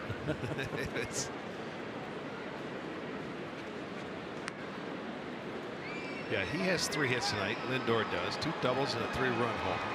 Kipnis has 2 hits.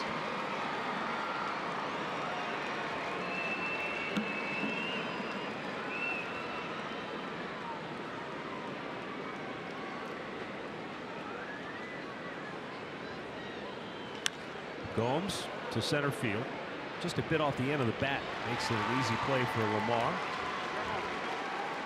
Let's go back to Cleveland now. Here's Al Pulaski with a game break.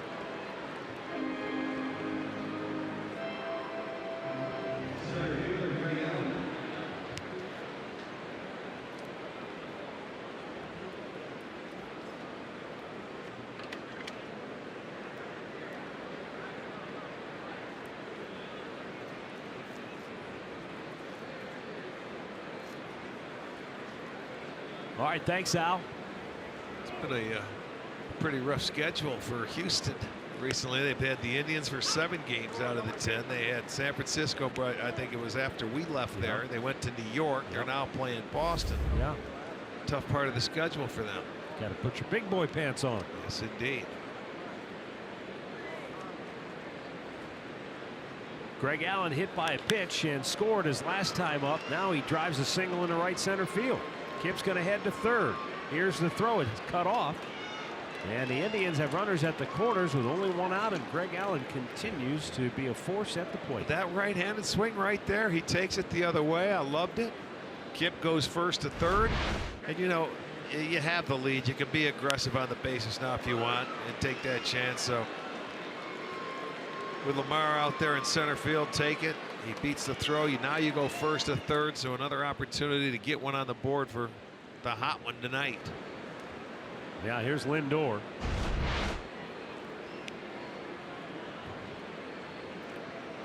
They'll switch him over to the right side where he might be even better.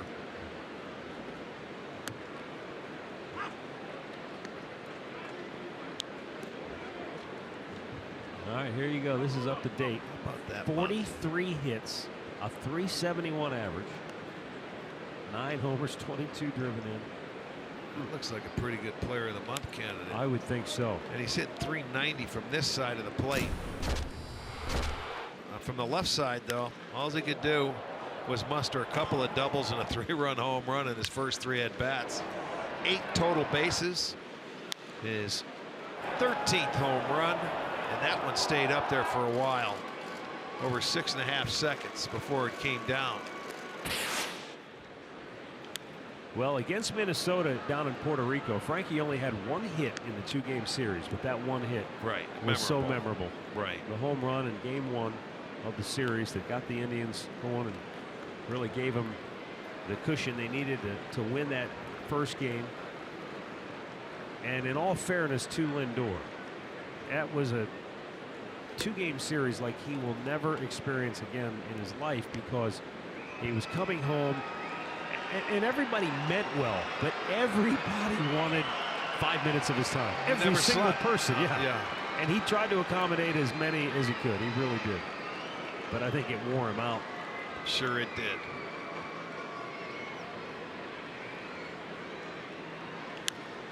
Out of play. Let's go back to that great moment. And his mom's in the stands watching. And the place went crazy. Frankie's mom, I mean, her reaction was just incredible. It felt like a postseason game in that moment. I'll bet.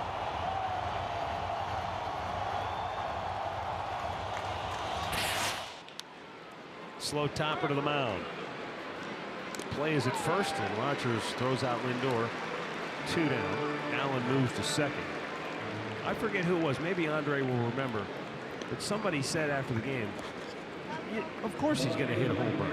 Of course he is. Because he's Frankie Lindor. I think it was Danny Otero, maybe? No, it was Mike Clevenger. That's right. Cleb goes, you know he's going to do it every time. He goes, how would he not do it is what Cleb told me. That's what he does. But what is it like to have a teammate that you expect that from in those type of moments? Yeah, those are the special ones. You know. Michael Brantley with second and third, 2 down.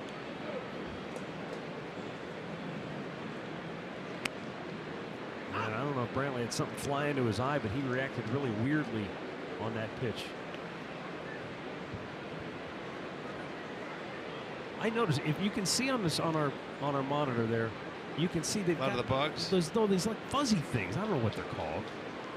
Oh, flying out of the trees or something like that? Pollen, ragweed, I don't know. It's everywhere in downtown Minnesota. I went outside today. I hit the food truck on 7th Street there. Right.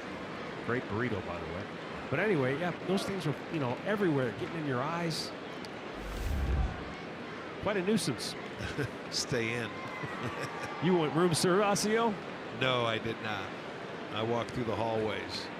You did the skywalk. Little bamboo guard. Luke Skywalker. Yes, Fouled I right did. back. Brantley, a walk and a run scored in the first. Struck out on the second, fly to center in the fourth.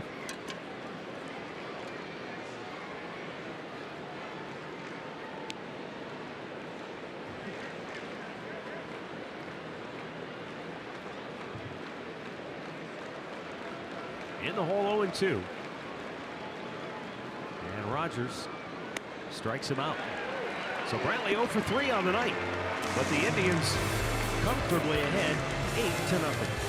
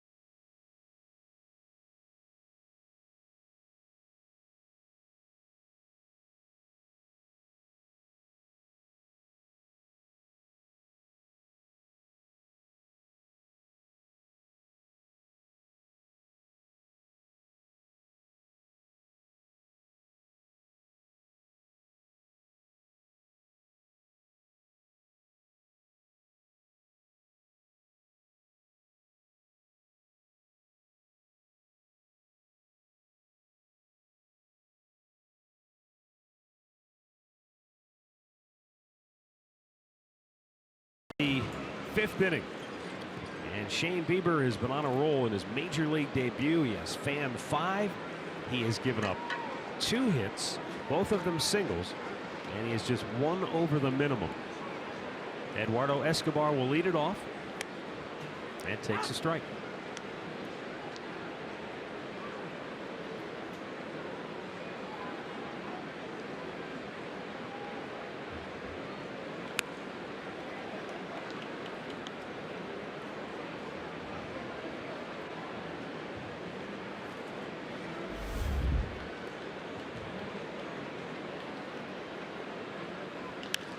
To left field. Long run for Michael Brantley.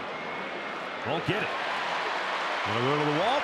And Eduardo Escobar, who was just 4 for his last 35 at the plate, doubles to left field to lead off the home half of the 5th for Minnesota. Their third hit and the first extra base hit, and Escobar did a nice job of staying on that baseball and driving it to left center field. There was a fastball away. He stayed on it, let it track deep into the zone, and really a good swing, and drove it past Michael Brantley out in left field. His 19th double. He's having a nice year as far as doubles go.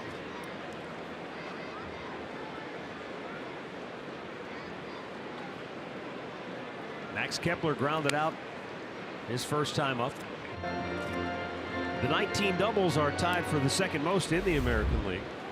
Mookie Betts, Jose Abreu, each with 19. Kevin Pillar of the Blue Jays has 20 to lead the circuit.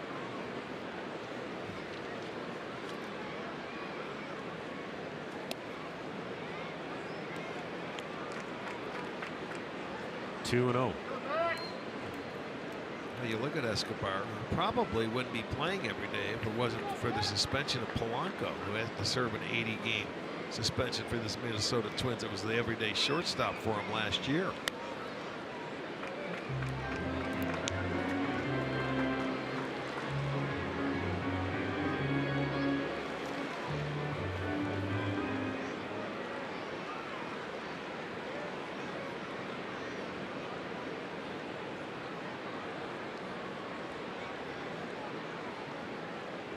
up and away, ball 4. That's the first walk issued by Bieber. Well, Shane Bieber celebrating his birthday today on the same day that he's making his Major League debut, 23 years old. He shares a birthday with Kenny Lofton, a key member of that 95 team. Yes, he was. Happy birthday. Joe Willie Namath, who is 75 today, and the legendary Clint Eastwood, How about that? who is 88 years old. Good, the bad, and the ugly in there. I know a lot of folks probably remember that Clint Eastwood did a baseball movie, Trouble with the Curve. I don't know if you saw it, where he plays a scout. And Joe Namath was such an amazing athlete coming out of high school in Beaver Falls, Pennsylvania, that he had opportunities to sign and play professional baseball. Ramirez charges, flips it to first out of the inning. He was offered $50,000 out of high school, so that would have been 1961, to sign with the Chicago Cubs. But Good thing he didn't sign. His mom said no. His parents insisted, go to college, get your education. And that changes the sports world. I mean, think about if he signs with the Cubs. There's no Broadway Joe, no Jets. No 69. Right. That's right. But he could have been a Hall of Fame pitcher. Who knows, or what he would have become in baseball.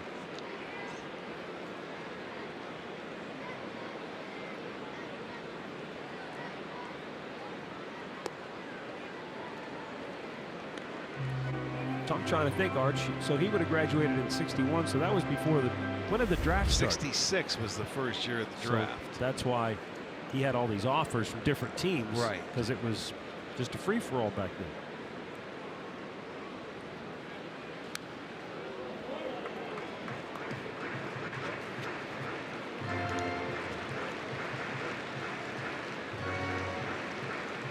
Robbie Grossman called out on strikes in the 3rd inning.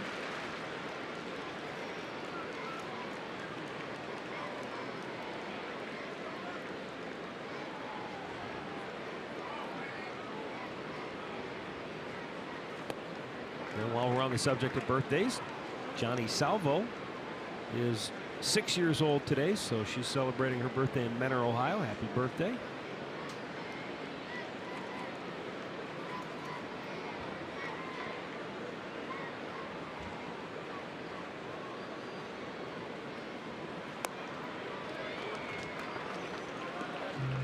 So a couple of times now in this inning, Bieber has fallen behind. Yeah, the first time he hasn't been doing that in an inning.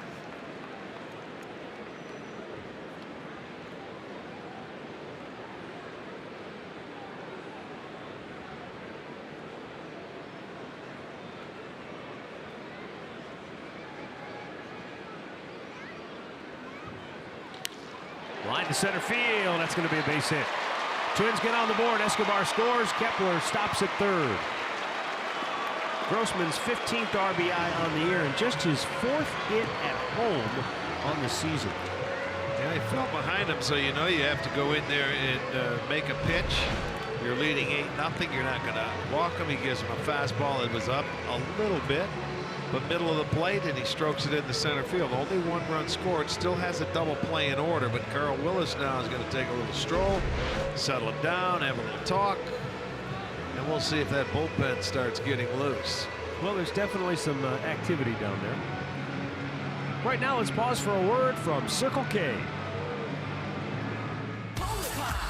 Polar Pop Cup, just 79 cents every day, only at Circle K. Shane Bieber with an 8-1 lead. Twins at the corners, 1 out. Ryan Lamar, the number 9 hitter, coming to the plate. This was something that Paul Molitor took at least a little comfort in yesterday. They got blown out by Kansas City. They were down 9-0 early. Right. But they came back. They had the tying run at the plate at one point in the game, and they ended up losing. I think 11-6 was the final. But appreciated the fact that they didn't just go down easily. Matt, we've been around this Minnesota club for too many years. They never quit. Under Ron Gardenhire, they never have, and they never will under Paul Molitor. They're still going to battle. 11-8. That was the final. Yeah, that was the night, final, 11-8. But I mean, you may get ahead early, but they're going to keep coming at you.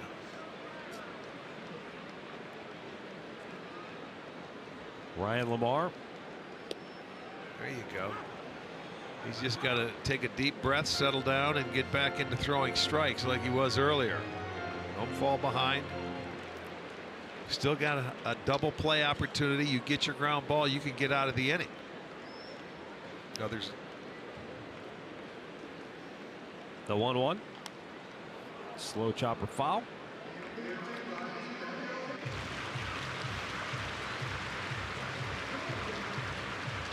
I think you appreciate, though, what people have said about Bieber when you watch him in person. Demeanor hasn't changed at all. Even though he's had trouble for the first time tonight.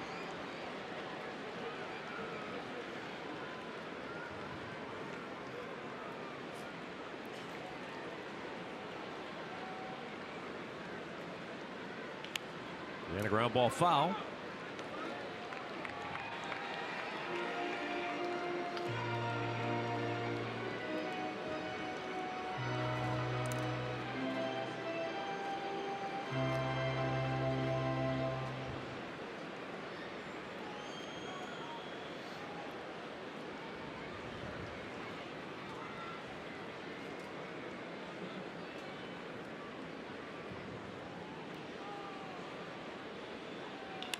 And he singles into center field. So the Twins with 2 home in the inning and still 2 on with only 1 out. Well, he tried to get inside on this pitch right here, but they muscled it out. Lamar got the base hit. Watch him go in there. They wanted it elevated. It wasn't up as high as Gomes wanted it, but he fights it off. It was down on the trademark, but he muscled it into center field. So they have 3 hits in the inning. They've got it rolling. Still first and second. Still just 1 out, but back to the top of the lineup again. Now Brian Dozier 0 for 2 has struck out twice tonight.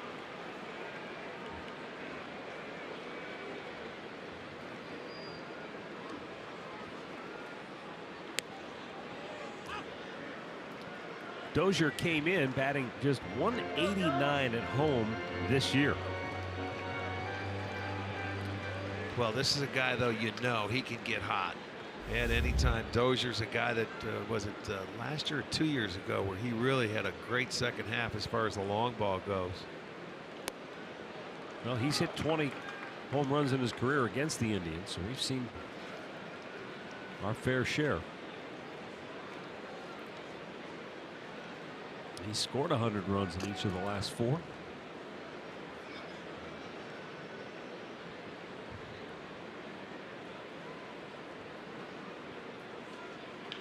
To third, and Ramirez steps on the bag, goes to first. It's an inning ending double play.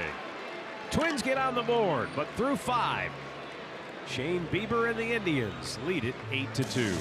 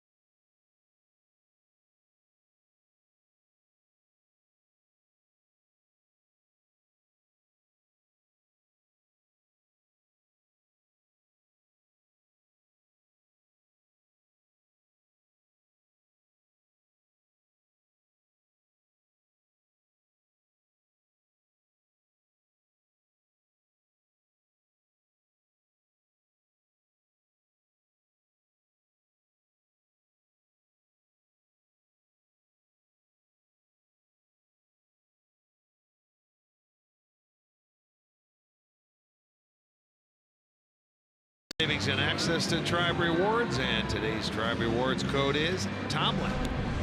Visit Indians.com for complete details.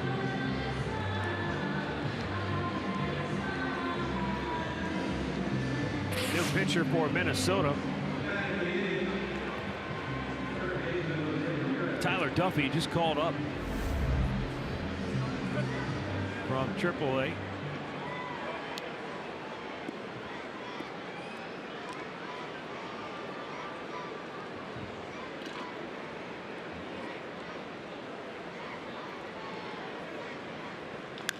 Jose Ramirez swings at the first pitch, and Dozier will throw him out 1 down. Mid-game summary brought to you by your local Toyota dealers. Edwin Encarnacion with an RBI double. This was in the first inning as the Indians jumped out to a 3-0 lead. Then in the fourth, Frankie Lindor with a 3-run homer. Jose Ramirez with a solo shot. A 5-run fourth. And the Indians open up an 8-0 lead before the Twins got on the board in the bottom of the fifth to close it to 8-2. The 3-run home run by Francisco Lindor is the 9th of the year for the Indians.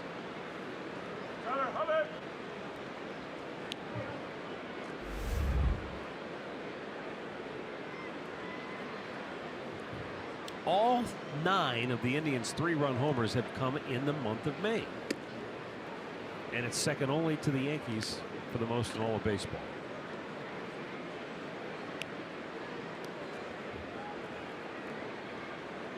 Edwin has scored twice tonight. And he rocks one to deep left, but back goes Rosario to grab it. 2 down. We're right back here tomorrow night, same time, same channel.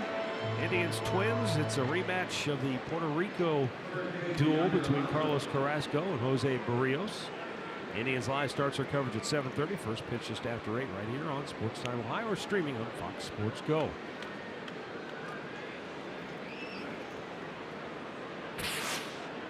You know, it's funny. Barrios pitched a whale of a game against the Indians down in Puerto Rico. A native of Puerto Rico himself, and it's one of those deals where sometimes you can't win. And I actually read somebody criticized Paul Molitor because when he took Barrios out, it was after he had ended an inning. They said he should have let him go out there and start the next inning and then take him out of the game. It's like, people, I think it was a 1-1 game or a 0-0 game at the time. And he's like, Paul Molitor said, well, hold on. If I do that and he goes out and gives up a home run on the first pitch, then I've ruined it for him. It's like he's trying to win a game. You don't worry about. Well, that's how people think, man. That's what you deal with if you're a manager. Yeah. I think I defer to Mr. Molitor on just about all baseball decisions. Yeah, you would think so.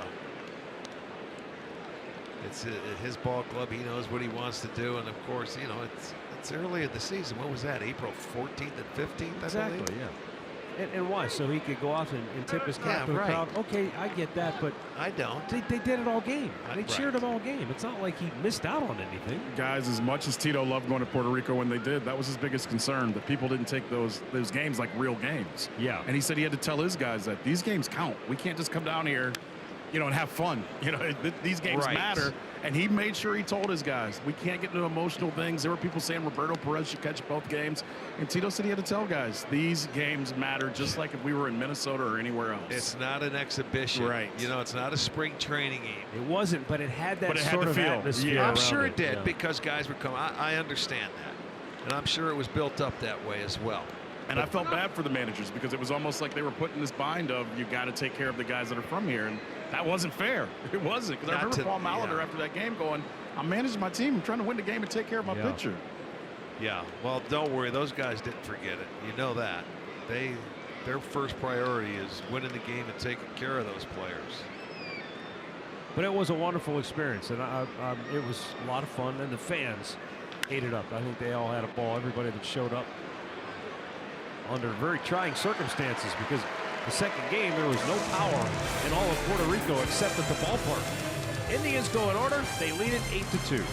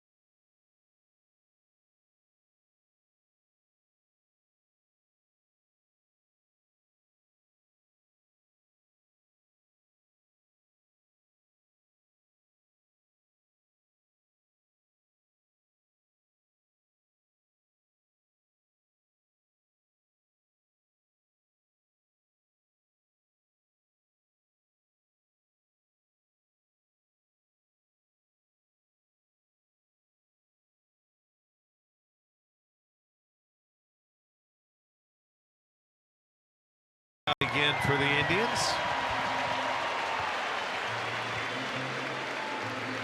Gave up a pair in last inning.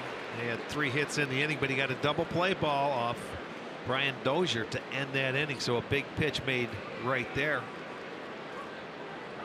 And he's only had 73 pitches for the ball game. So I think Terry's going to give him an opportunity to go back out and see if he can have a nice short inning and see what happens. There's a nice curveball to start him off with a strike. Eddie Rosario 1 for 2 with a base hit in the first inning.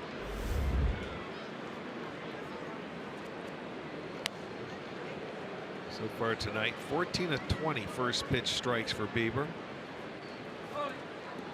We were talking about player of the month honors. Eddie Rosario's hit 366 in the month of May with 6 homers, 20 runs batted in. And he's out looking. Bieber gets his 6th strikeout of the night. Rosario has words with Jansen Visconti, the home plate umpire. Yeah, he didn't like the call. Well, let's take a look at it. Let's see the sequence. There it goes. It's a breaking ball, like a changeup, no, a fastball, and that's a pretty good pitch. Down on the inside corner at the knees at 94. Maybe trying to intimidate a young umpire. We have not seen Jansen Visconti before. No, we have not. But I'll tell you what, it lit up the box down there, man. Yeah. That's out. And I will say this, and I said it earlier. Uh-oh. High and foul. Deep. He struck out. Let me see. Grossman, his first time up on a pitch down and in like that. Yep. And I said that's tough to get the inside pitches called. Now this is a young umpire. Maybe he calls that part of the strike zone. But those pitches that he threw, I think, legitimately were strikes. It's just not called enough, I don't think, for the pitchers.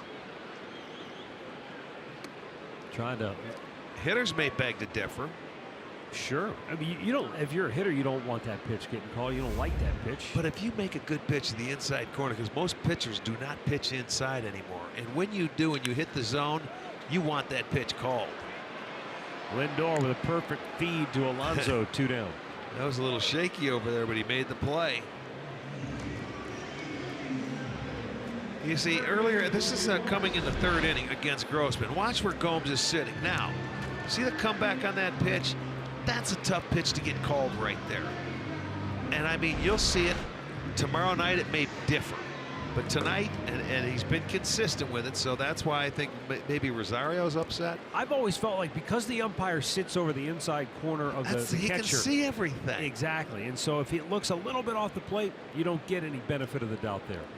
Whereas on the pitch away, if it's just off the corner, it's hard to see if it's exactly. They're guessing away more so than they are inside. And you know,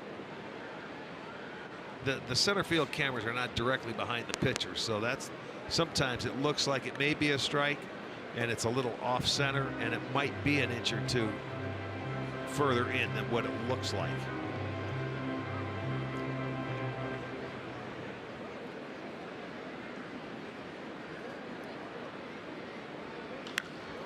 That's hit pretty well. Deep center field.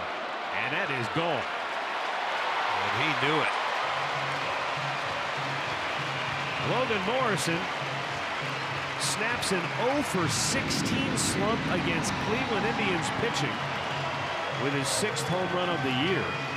And it makes it an 8-3 ball game. Boy, that's some opposite field pop right there.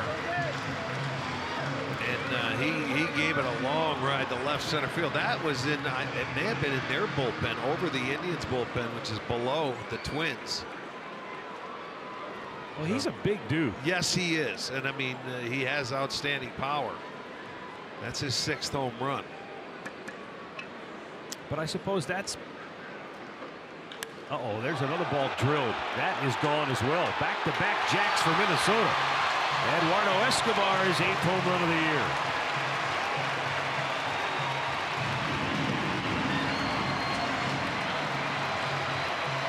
Well, back comes Minnesota. He jumped on the first pitch from Bieber. 2nd home run. Back-to-backers. Take a look at Morrison's.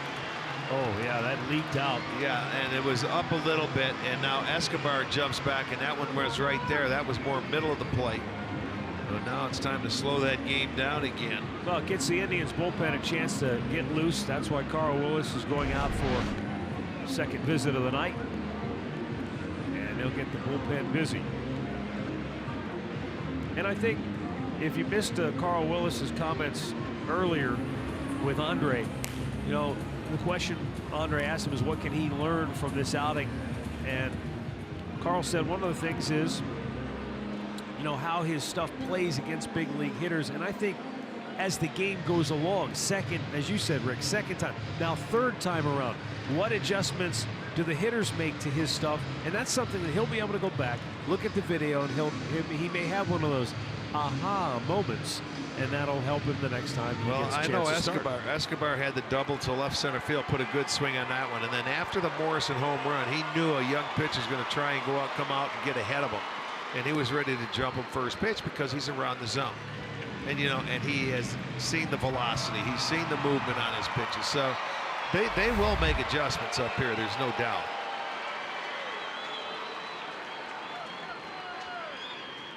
There you go. Slow it down. 1 ball, 1 strike, 2 down in the 6th. Indians lead is 8-4.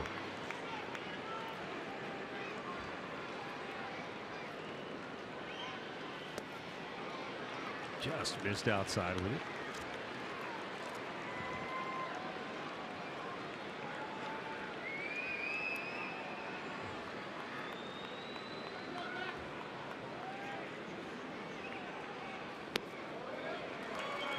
Now it's 3-1.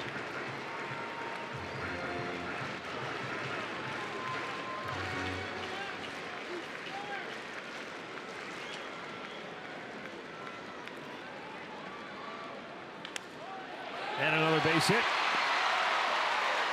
So after he had the first 2 outs in the inning, back-to-back homers and now a single keeps the inning alive, and that's going to be it. Terry Francona has made the wave to the bullpen. Shane Bieber goes 5 2/3 innings in his major league debut. 6 strikeouts. He walked 1, allowed 4 runs. He'll be responsible for that runner at first, but a good first outing for the young man who is making his major league debut here on his 23rd birthday tonight. We'll be back right after this.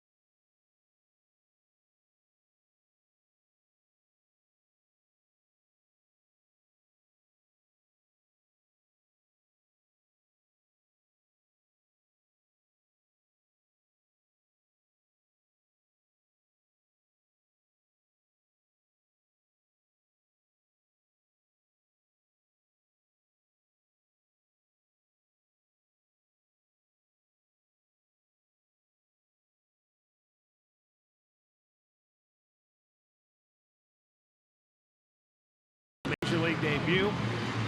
First 4 innings, 2 hits, shutout baseball, 1 over the minimum, had struck out 5. Since then, only 1 strikeout, and he's allowed 6 hits, so he's out of the ball game.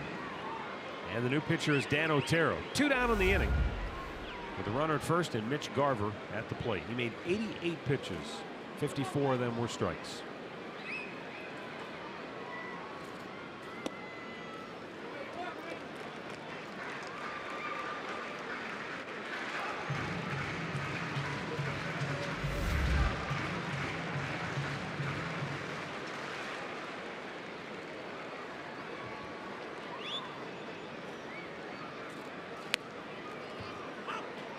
One ball, 1 strike.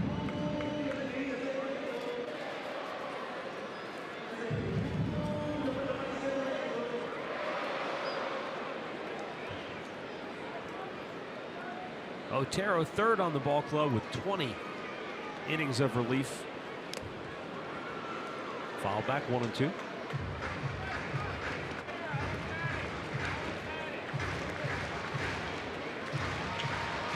One thing about Dan Otero, he is going to attack the hitters. He has walked 11 batters in the last 2 seasons. Well, Danny comes right at you. And that's 80 innings of work with those 11 walks, and 5 of them were intentional. How about that? Well, that was, I mean, you got to go back a few years, I think, against right-handed hitters. He's walked, I think, 5 of them in the last 4 or 5 years. Popped up on the infield, should end the inning. Kipnis calls for it, so does Alonso, and Yonder makes the grab. The side is retired. 2 more for the Twins. We go to the 7th, 8-4 Cleveland.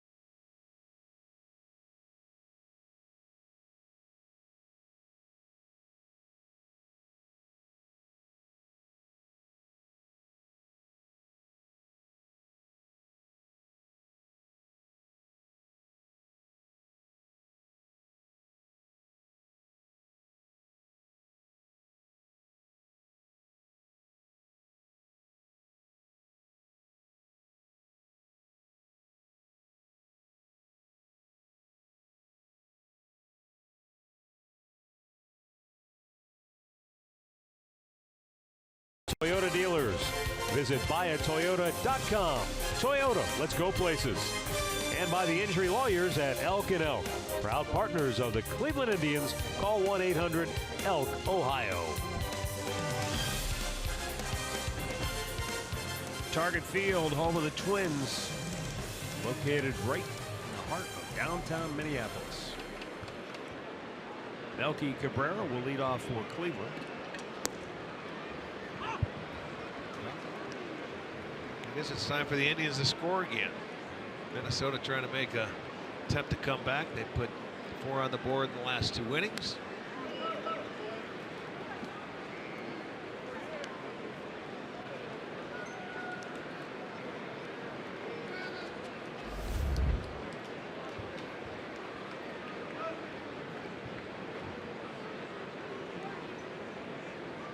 Well, when you score 8 and you're up 8-0 in the 4th inning, I'm sure any manager feels like you have to win that game. Period. He went too far, and Melky Cabrera strikes out.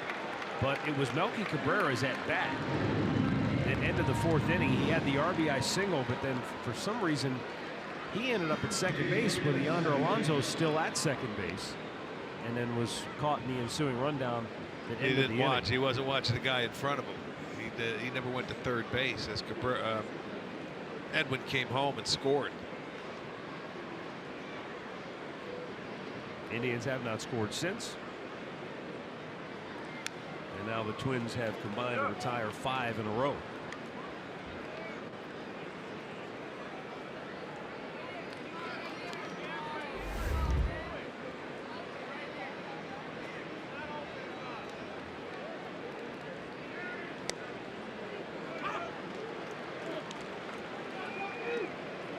Jason Kipnis was hit by a pitch in the first inning. Doubled and scored in the fourth. Infield single to lead off the fifth, but was stranded at third base. Out of play.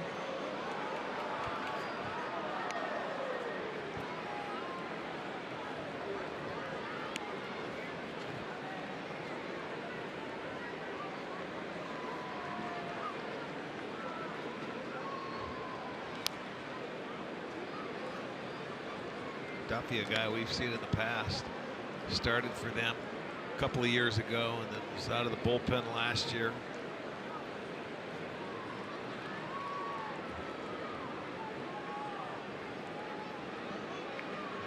Up the stairs with it.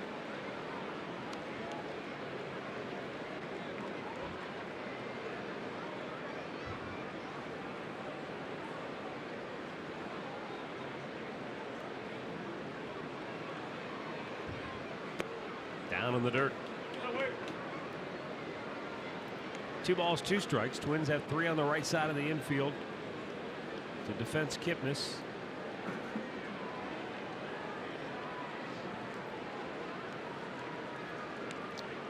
And the 2-2 is grounded right into that shift. Dozier, the second baseman, throws him out 2 away.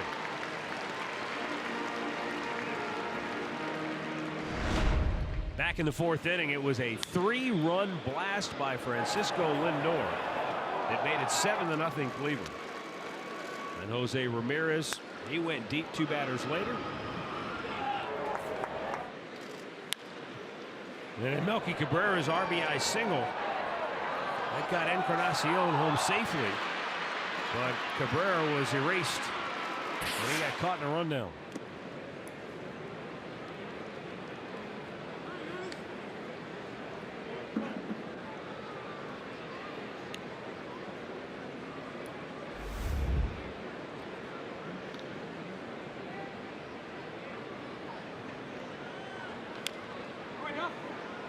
Yan Gomes has always swung the bat well against Minnesota. He is a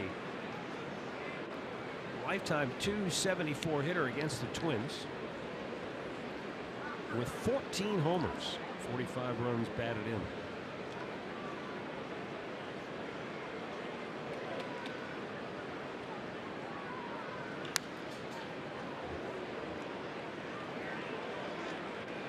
Ironically, it was right here against the Twins when Gomes was injured running down the first baseline that basically ended his 2016 season. You know, I had flashbacks of that back in the fourth inning when he was going down the first baseline. He grounded to short. I mean, I saw that after the All-Star game. Thought about yeah, that, I mean, I remember that here.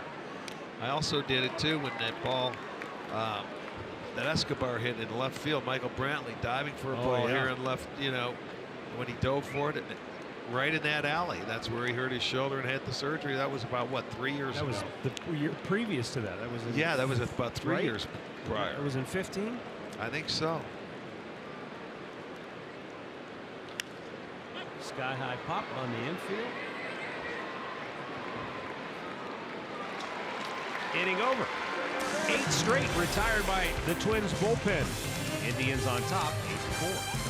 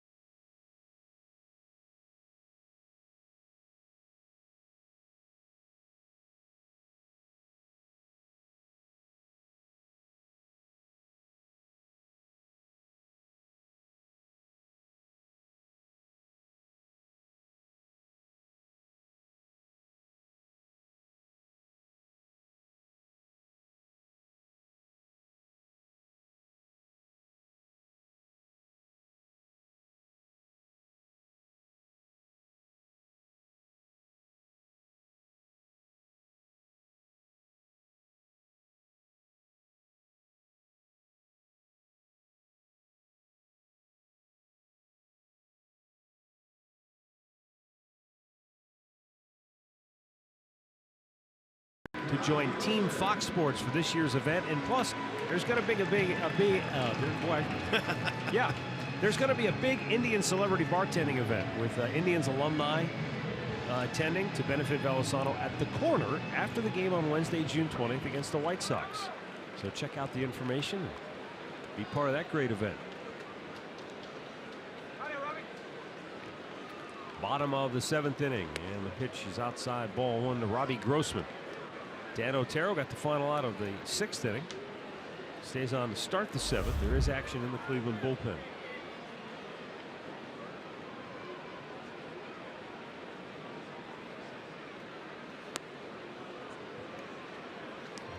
Robbie Grossman drove in a run in the 5th.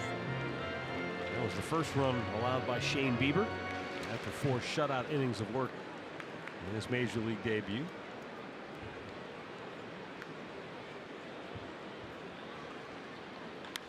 And a smash up the gut, and it's through. So Minnesota gets their leadoff man aboard. Our stat of the game brought to you by Buick. So here we are, Arch. April, there were more strikeouts than hits in Major League Baseball. And in the month of May, as we close it out, they have just edged it out. There are more hits than strikeouts, but not by much.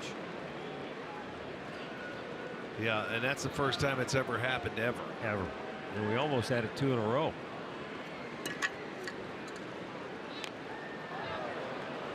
Because just a few days ago, I looked at that number, and just a few days ago, it was right. There were more strikeouts than hits, but I think you hit on it the other day when we were talking about it. You've got more hitters that are thinking about the launch angle, thinking about home runs. I'm telling you, they're thinking of elevating the ball, hitting it in the air, and not hitting it on the ground, because they say when you hit it on the ground, you have position players there. Yeah, you do. But when you don't, you swing and you don't hit it, you swing through it. Yeah, I'm all for hitting the ball in the air. Even like that, but that was weird, wasn't it? Yeah. What is that, Andre laughing? Yeah, that was me. I tried not to. You mentioned, when you're talking about that, how about velocity and shifts? We see so many shifts now, and that makes every player, like you said, nobody hitting the ball on the ground is a bad thing for everyone now. And I think everyone, when we went out in Washington or in Seattle, when we went out there to Bauer's place, the place that Bauer goes to, drive line. Right. They're all trying to get those guys to throw harder. It's all about getting more velocity. So the pitchers are throwing harder than ever before. Right. And guys are trying to lift the ball. I think that's what it comes back to, doesn't it? I think a lot of it has to do with that. And you know what? I think the shifts are great. And if you try and hit into them and you try to beat them, you're going to lose more times than not, I think. I think the odds are in the defense's favor. And how many times do we see, though, when they got 3 on one side and someone just hits a little weak ground ball and it goes through the infield? It makes a difference. You don't have to hit it hard. Ground balls will go through. Look at the hole Dozier has right now with the guy on first base. He has the whole right side given to him. And you can't tell me he doesn't have enough. And they're down 4 runs, so his 2-run homer will make it a 2-run game. Right. But if he gets on, now you get another guy to the plate. And you know what? He could hit that hole, I think, if he wanted to, if he got a pitch away, like there. Now, you guys know you can end up watching or listening to those daily talk shows, and one of them I listened to today talked about not having shifts, getting rid of shifts and making them illegal. No. And I don't agree with that, but just curious to hear your thoughts. I think the game is good too, by the way. That's the other thing that I don't get. You've got 8 guys out there that are actually 7 behind the pitcher.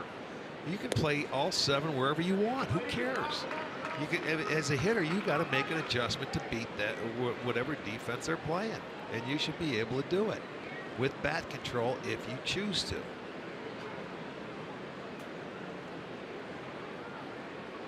I mean, and when you get to 2 strikes, give in a little bit and try and go the other way. We showed you hits by direction with Dozier. He only has 7 to right field, so that's why the shift is being played right now, because 7 times out of all the at-bats he's had to this point in the year, and he's only got 7 hits that way, why not? If he's not going to go that way, then he's going to hit into the strength of the defense. And I'm not saying you have to go that way every time or every swing. You could take your 2 shots. See, that was a mistake there.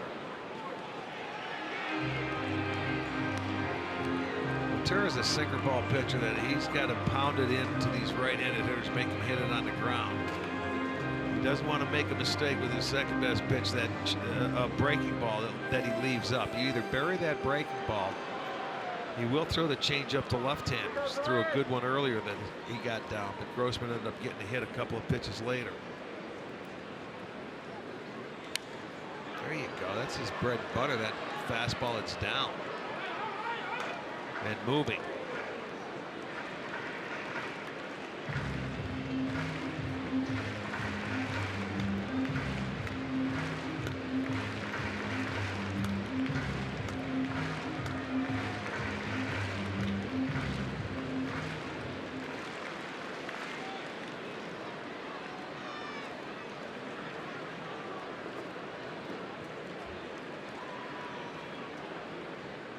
Two, low, full count.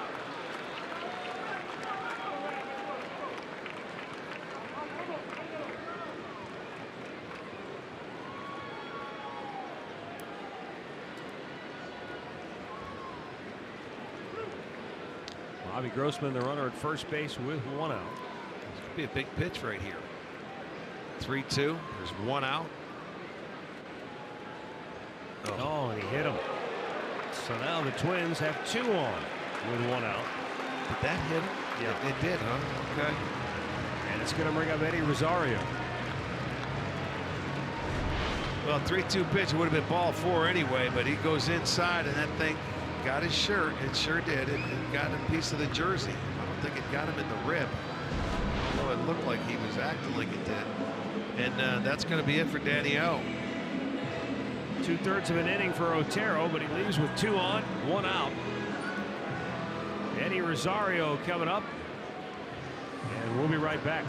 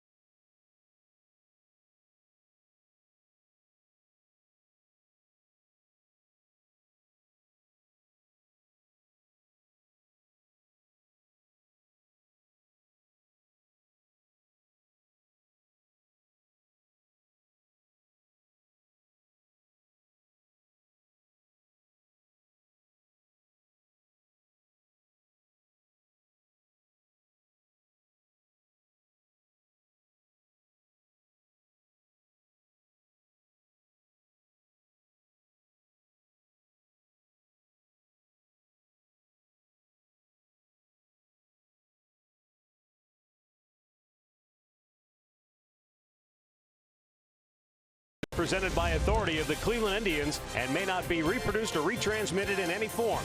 And the accounts and descriptions of this game may not be disseminated without the express written consent of the Cleveland Indians. Shane Bieber in his major league debut here this evening against the Twins. Went 5 2/3 innings. Dan Otero, 2/3 of an inning of relief. Now Jeff Beliveau on to face Eddie Rosario. It could potentially only be on for one hitter. I'm sure he is.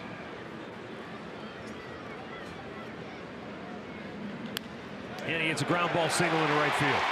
Around third, Robbie Grossman will score, and now it's an 8-5 ball game.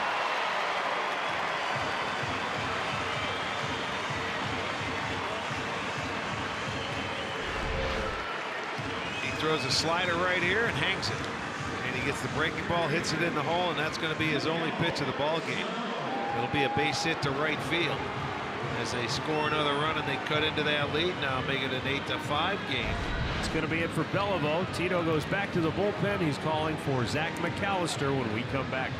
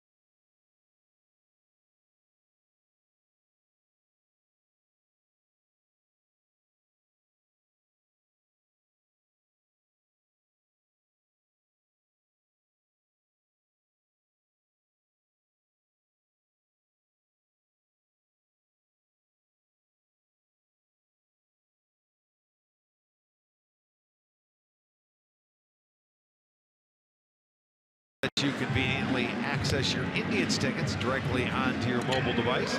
Use the app to purchase and forward tickets and have your tickets scanned for entrance to the ballpark.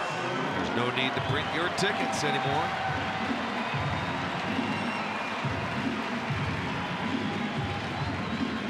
Well, after the Indians led this game at one point 8-0, we have ourselves a ball game now. It's 8-5. The tying runs at the plate. It's Big Miguel Sano, who's 1 for 3 on the night. And the new Indians pitcher is Zach McAllister. 23rd appearance of the year for McAllister. Well, Matt, very similar to what happened last night to these Twins. They were down 9-0 in the ball game, and you mentioned they brought the tying run to the plate during the course of the game. They have the tying run to the plate right here again. We said earlier, there's no quit in this team. There never will be. There never has been. Somebody's got to make a pitch now out of that bullpen.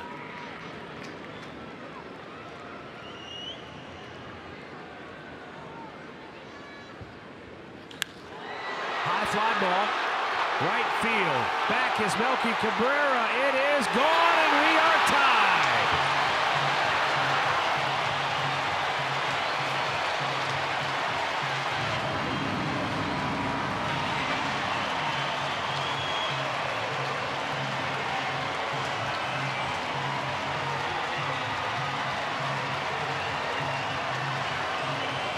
That did not take long at all. They get their 3rd home run, a 3-pointer from Miguel Sano. He only had 6 on the year. That's number 7. And they've been waiting for this guy to take off. And we mentioned earlier, that's the thing that's been missing from this offense. They've hit 3 home runs now, and they get the big crooked number homer. Yeah, that's the one. They haven't been doing that this year. A lot of their home runs have been solo shots, but this one was the crooked number. And we have a tie ball game. We're starting all over again. Our 4th pitcher of the inning will be Tyler Olson when we come back.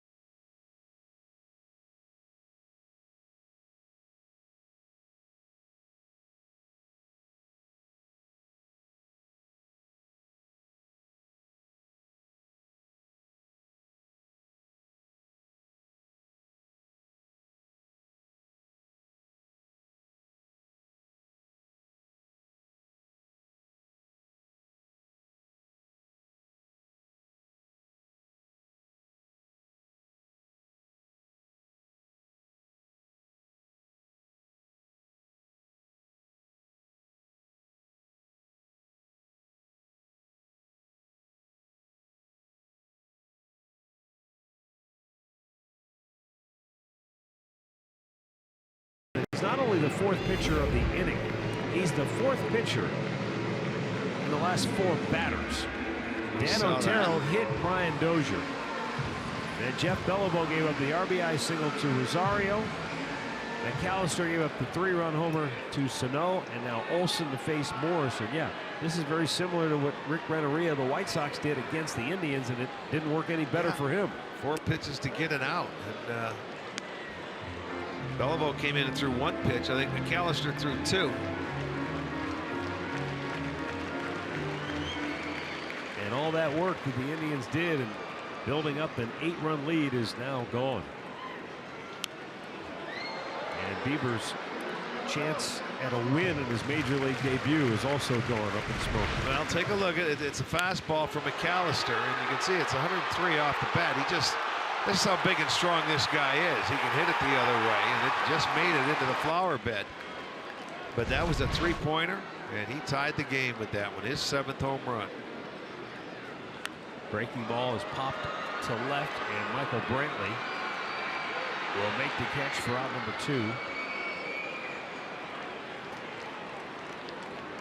And we'll bring up Eduardo Escobar.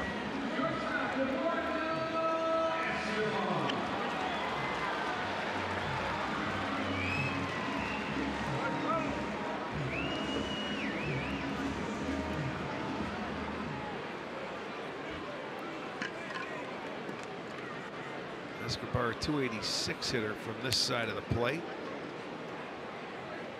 A couple of homers, 11 RBIs. He's had a good night though, a double and a solo home run. He scored a pair.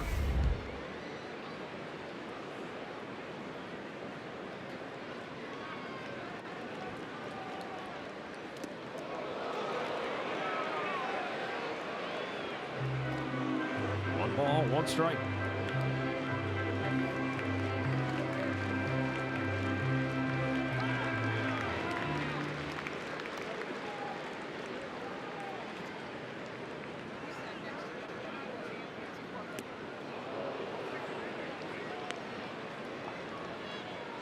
Twins now have 11 hits. They've out hit the Indians 11-10. And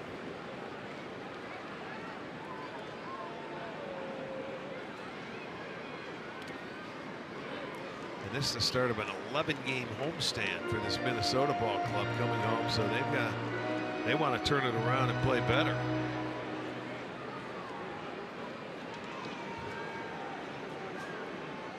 Home park this year, Minnesota, is 11-12.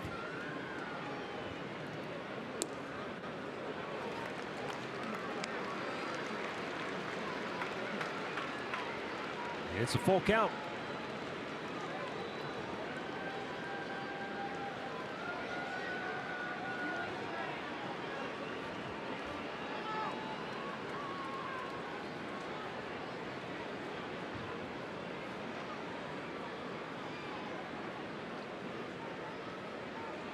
Olson deals, and it's outside, ball 4. The inning continues.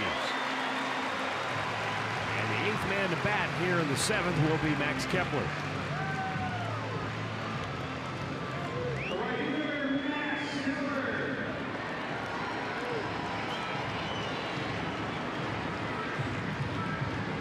Kepler has walked, singled, and scored a run.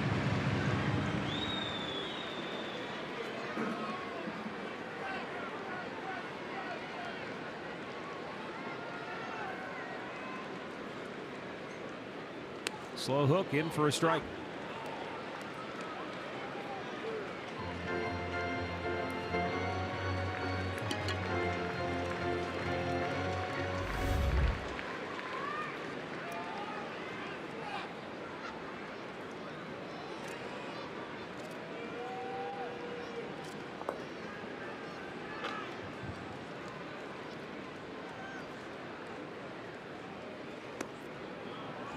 A little low, 1-1. Kepler, a guy that's been swinging the bat much better this year against left-handed pitching than he has in the past.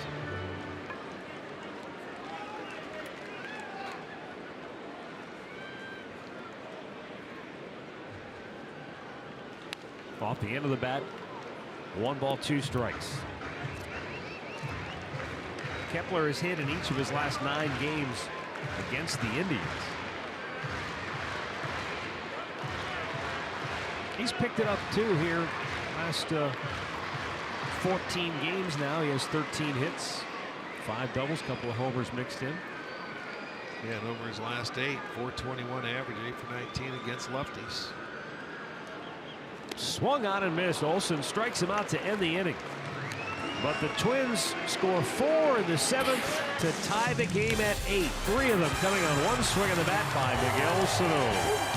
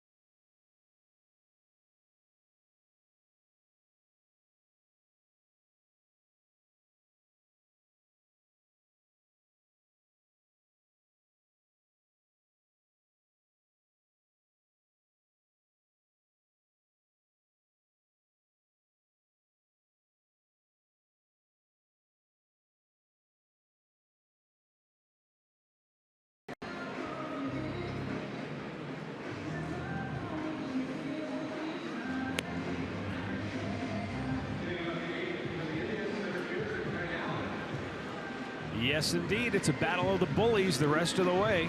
Addison Reed is the latest bullpen pitcher to come on for Minnesota.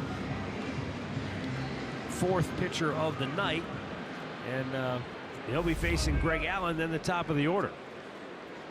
Minnesota's bullpen has done the job. 3 1/3 innings of scoreless relief to this point.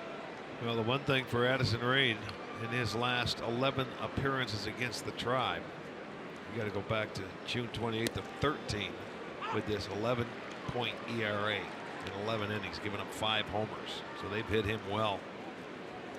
But he's coming into a tie game, and the Indians looking to try and retake the lead as Minnesota has scored the last 3 straight innings. 2 in the 5th, 2 in the 6th, and 4 in the 7th. Twins And bullpen tonight, 3 hits. Retired 8 straight. Well, when you're down 8-0, what do you have to do as a bullpen? Put zeros on the board and give your offense an opportunity to come back, and they have done just that. Now the Indians have to answer.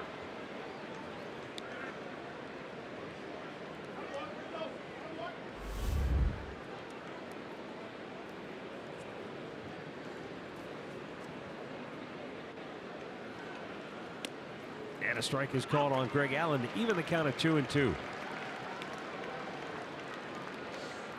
Allen with a hit in 6 straight as he singled in the 5th inning. Was hit by a pitch back in the 4th and scored one of the Indians' 5 runs in that inning.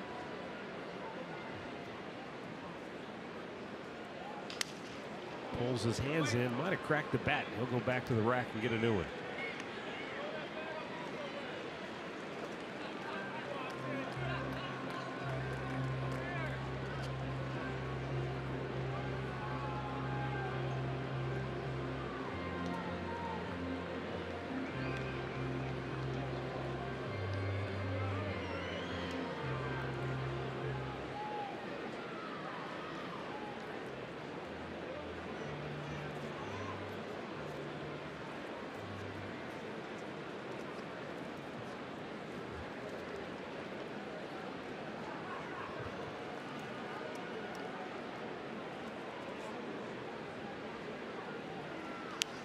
Out of play.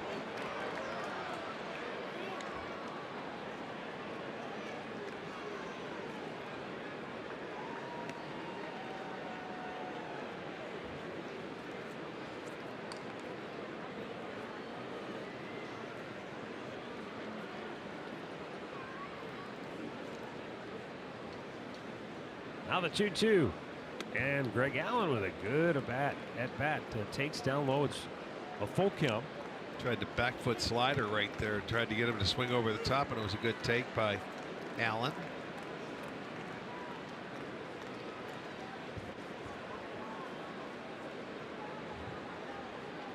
Payoff pitch, got a piece of that.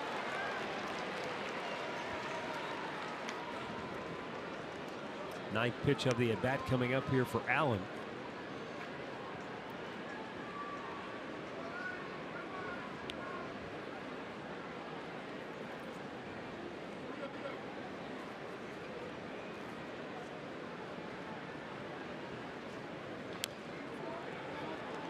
And he continues to fight to stay alive. Call it off.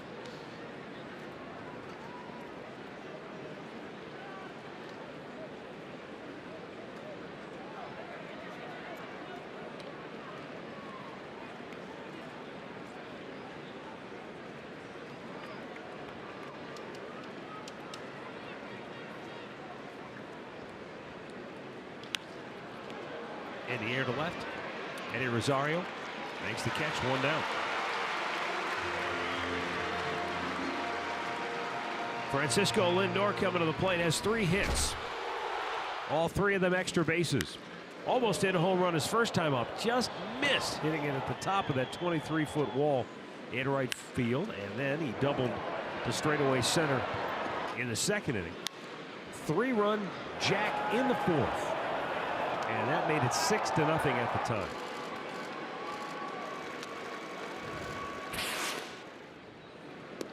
Yeah, he's been locked in.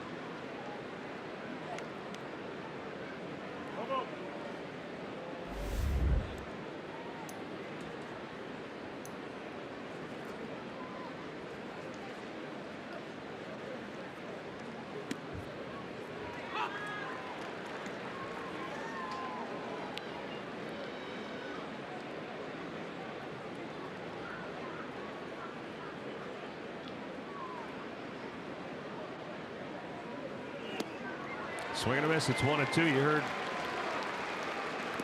Jensen say that with regards to the Indians bullpen, at some point you have to think about personnel changes. Personnel changes is something that the Twins tried to do with their bullpen in the offseason. And it's quite costly when you go out on the free agent market nowadays to build a bullpen. That used to be a way where you could help your team and maybe not have to allocate a ton of money to support. But Addison Reed got a 2-year deal, $17 million. Relievers took off this offseason. That's who made all the money in free agency, were the relievers. Well, a good portion of it. I mean, their work and how they go about it, the importance of bullpens now, setup men, and 8th inning guys and closers. The price has gone up. Lindor fighting, stays alive. But all in all, out of the Twins coming into this game, they had 8. They've given up 8 walk-off hits this year. Lindor drives one to deep center field. Get out. It's gone, a home run. Wow. Francisco Lindor has done it again.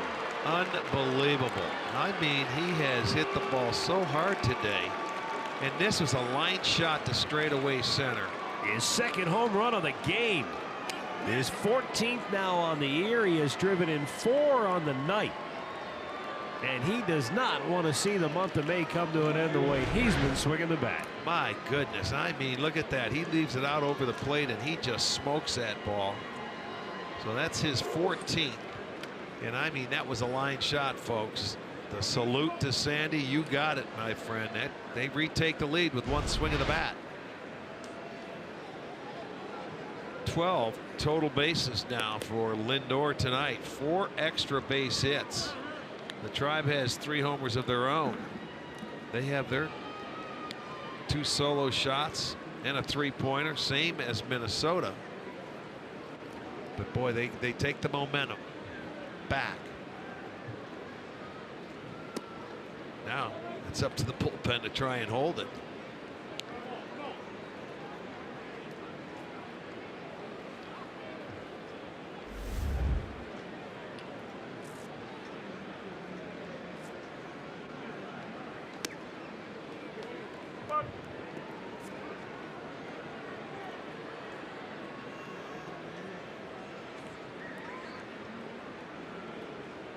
Behind Brantley, 3-0. Brantley trying to extend his hitting streak. Takes another 3-0 hack. Second time tonight. Yeah, and that pitch was out of the strike zone. That was a ball 4. He was just he was getting after that one no matter where. Uncharacteristic for Michael Brantley. And that's outside, ball 4. So the Indians up 9-8. And let's take another look at the home run by Lindor. It had to be 105, 106. Yeah, it had to be. That was a line drive straight away central, man. 425 feet. He smoked that baseball. Second home run tonight for Frankie. How's that off day looking?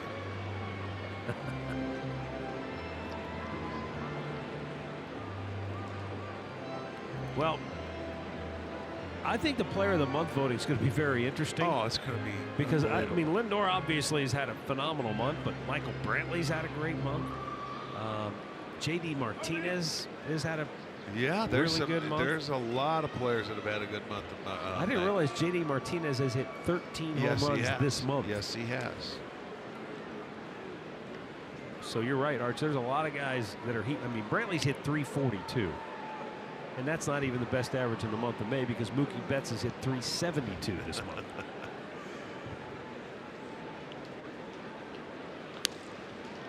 Jose Ramirez takes a pitch for a strike. I mean, Ramirez has had a great month. He's hit 333. He's got 10 home runs and 24 runs batted in the month. Yeah, just a mild, well over 300 with 10 dingers. In off the plate. Well, Jose's not done. You know, he gets a little jealous when somebody has a good day, and Lindor's having a terrific day, and he answered him back in the 4th inning when he hit a solo shot to right. Don't be surprised to see another line drive here, base hit here. He gets one. He normally doubles up and gets another. Getting the count in his favor because Reed now after that Lindor homer is starting to nibble.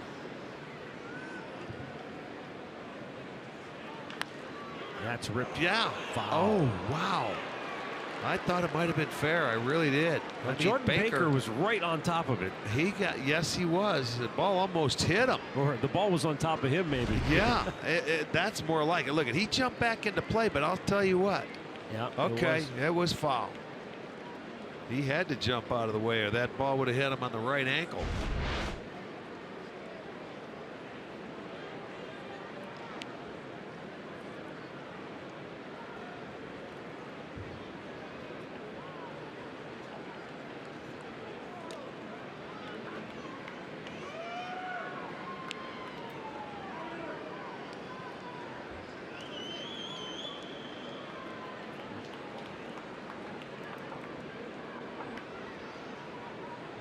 Two.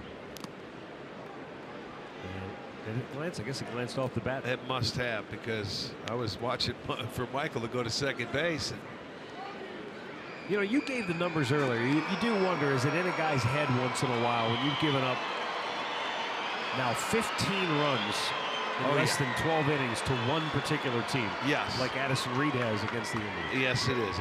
It's in your head, and you know it's there. You know what? You try to get rid of it. It's in the subconscious. Look at this. Ramirez jolts one, but it's foul. You at know, the distance. It's there, and it will come out. I mean, I don't know. You're going to look in there, and you're going to see the Indians. You're going to see the sea. You'll see a Chief Wahoo, and you're going to say, uh-oh. There's just something about it.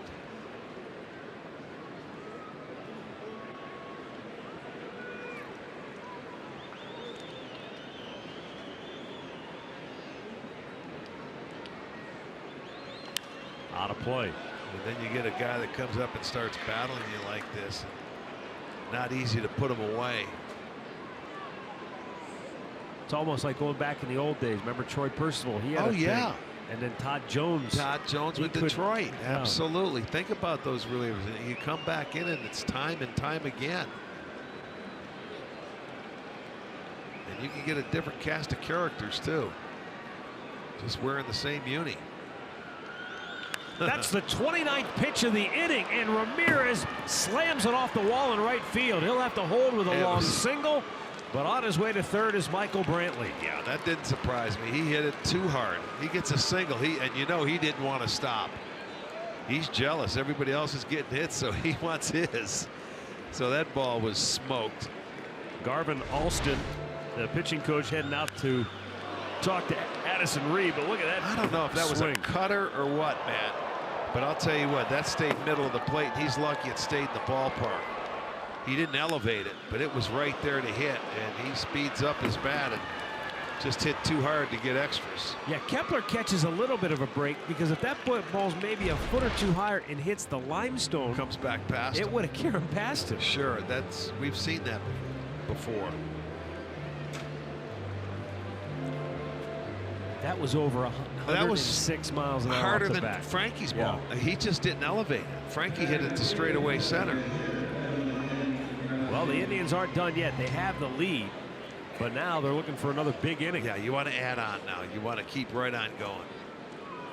They've taken the momentum away, but now you want to take a little bit of their heart and soul away with some more runs and a crooked number. Edwin, 1 for 4 on the night, an RBI double and a run scored in the first. He reached on an error in the fourth and came around to score in that inning as well.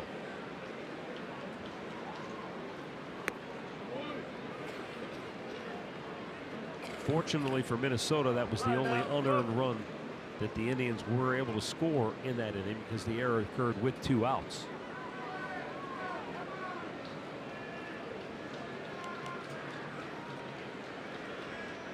Ramirez takes off. He's going to second. Edwin steps or grounds out to first to throw home, and Brantley's tagged out. Now the question the Indians might have is Edwin. I guess Edwin wasn't out at first base. I thought that Morrison had tagged the bag, but he never did. No, he threw home. I heard everybody yelling, throw home, and they did. Now the Indians are taking a look on the play at the plate. Well, you're in the 8th inning. You may want to challenge it. Yeah, they're going to challenge it. Why wouldn't you? You're in the 8th inning here. Watch, he's going to come in to try and touch first base, and they were yelling home. He didn't touch it. No, I guess he must have missed it, because he never called him out or safe. Does Brantley's hand hit the back of the plate is the question. Here comes. Where's the tag? I don't see it. Boy, that's a tough angle. He calls him out, so you're going to have to see some pretty good evidence if they want to overturn this. The other question here is, does he have the plate blocked without the ball? Watch, let's see if he tags first. Well, it looks like he does to me. Yeah. That foot's on the bag, so he's out there, and then the throw home comes in. I think Michael might be safe. That's what I'm saying. If he catches the back part of the plate, but we can't see the hand. It's almost like you need the. There we go. That's my camera there, baby. Back over the plate. He gets it if it hits the plate. It looked like it was down. He was called out. Boy, I like that shot. That's really the one, but it was tough to tell if his hand is on the plate. And is there enough evidence there to overturn it? I mean, he came in, and the ball, of course, it looks like it beats him, but he goes around, and that left hand may be on the dish. Well, you think think it would. It's not like a foot that stays above the plate when you go to put it down there. This one may take a little bit. Let's take one more look at the high home. There. By the time the tag's made, if the hand is on the plate, he's safe. And that's going to be the question: is the hand right? See, that's the thing. Who knows? I don't know what they have and what they can look at back in New York, but it's going to be tough to get it overturned. But we're sitting and waiting.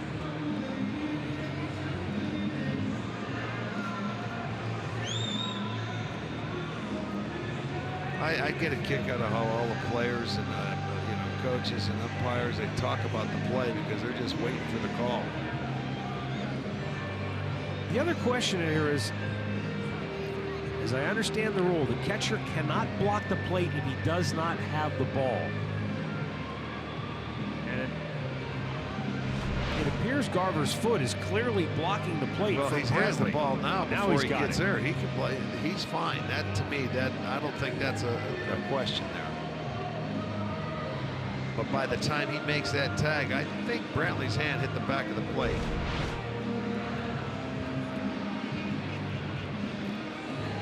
We have not heard. No, I knew it was going to take a while.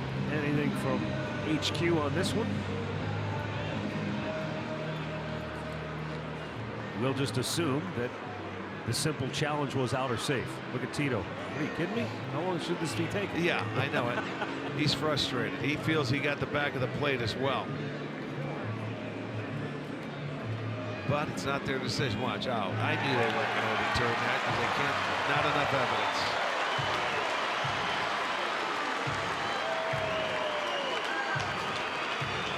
And it ends up being a double play. And the inning is over.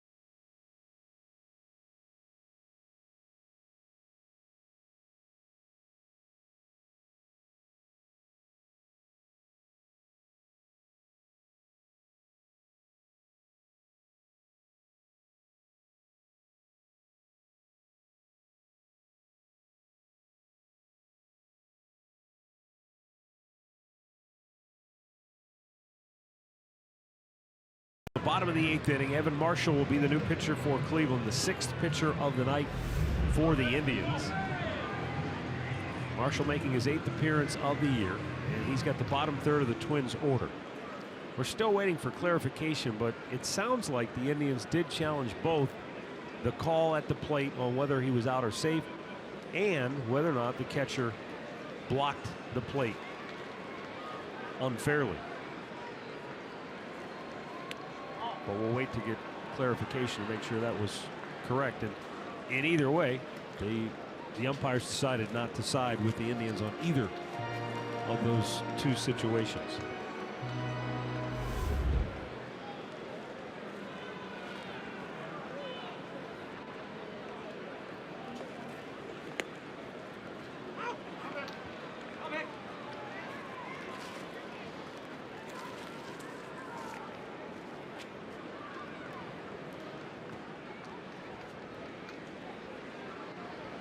Mitch Garver 0 for 3 on the night.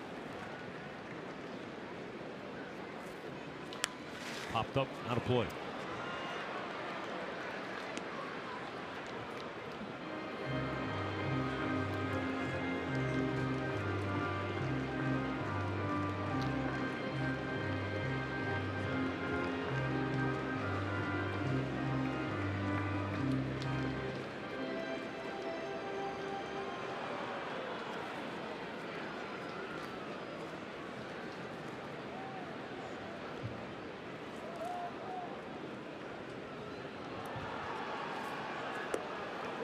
A little low.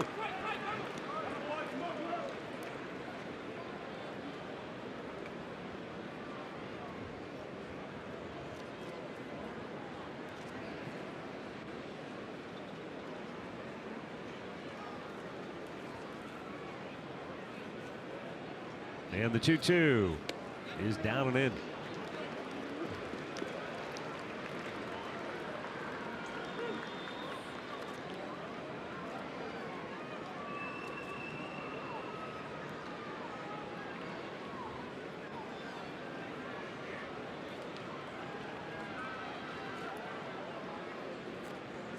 Ground ball to third. Ramirez.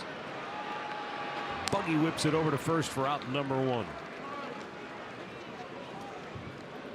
Hey, Saturday, Indians and the Twins will duke it out on FS1. Justin Kutcher and Tom Verducci will have the call. First pitch at 4 on FS1 and streaming on Fox Sports Go.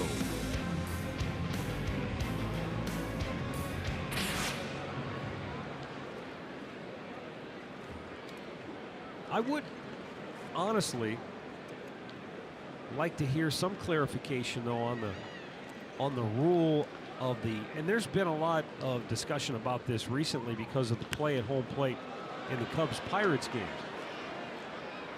When Chris Bryant kicked the leg of the Pirates. Rizzo. Oh, it was Anthony Rizzo? Yeah. Kicked the leg of the Pirates catcher Right. at home plate when he was coming in. Because the rule, now that's a different situation there, but it kind of got this whole conversation about the collision rule at home plate. And the rule says that the runner cannot go out of his way to initiate contact. He cannot deviate from his straight line to the plate to initiate contact with the catcher. But the rule also states that the catcher may not block the runner's path to home plate without possession of the ball.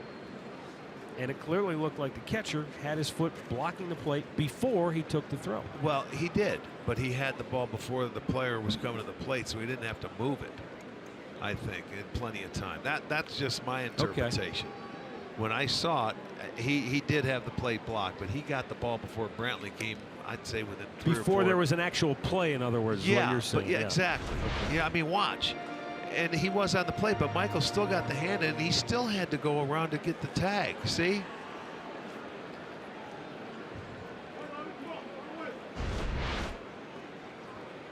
We'll see. Hopefully we hear something.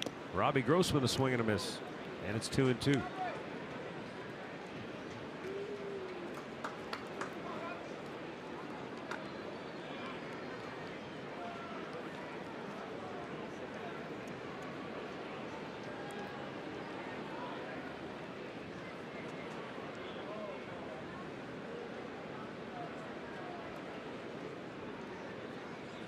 Grossman goes down swinging.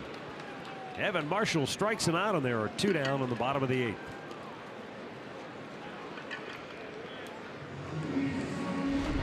Looks like a changeup here from Marshall in a very good location. And see the bottom drops out. He gets Grossman to chase it. Short hops Gomes. He throws to first. Second out. That's a big out because Robbie Grossman's one of those guys that, you know, coming into the night, his career numbers against the Indians, he had a .163 average. He'd never really done much against the Tribe. And what did he do tonight? 2 for 4, an RBI, and a run scored. Now Ryan Lamar, 1 out of 3 with a run batted in back in the 5th. Takes a strike.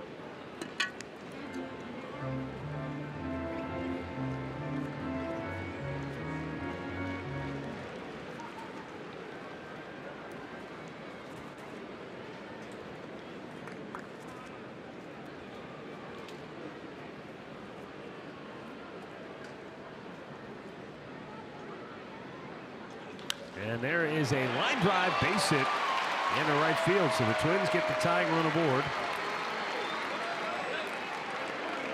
Here in the bottom of the 8th inning. Second hit of the night for Lamar as well, staying on the baseball, taking it the other way. So a 2-out single. They wanted inside. He didn't get it where they wanted it. It looked like Gomes wanted it in off the plate a little bit more. But he gets the base hit. It's number 12 for Minnesota, and out comes Tito.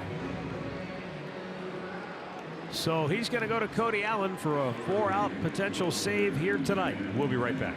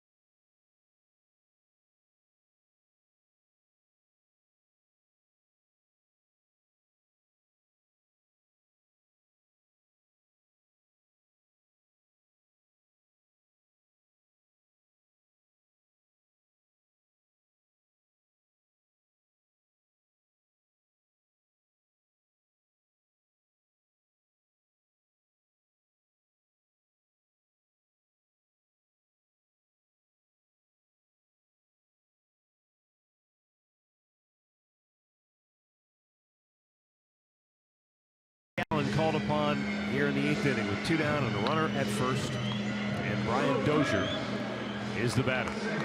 Trying to get that last out here in the 8th inning. Cody 8 for 9 in save chances this year. 23 strikeouts in his 22 2/3. Going to get a look at the top of the lineup. Brian Dozier now coming to the plate.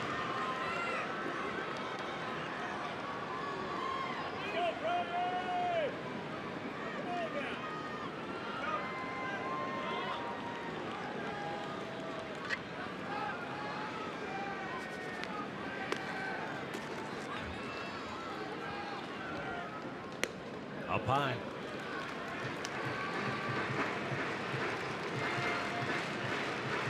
Dozier struck out on the first, struck out on the fourth, and then grounded into a double play to end the 5th inning, all against Shane Bieber. He was hit by a pitch then in the 7th inning, facing Dan Otero. Another pitch off the plate.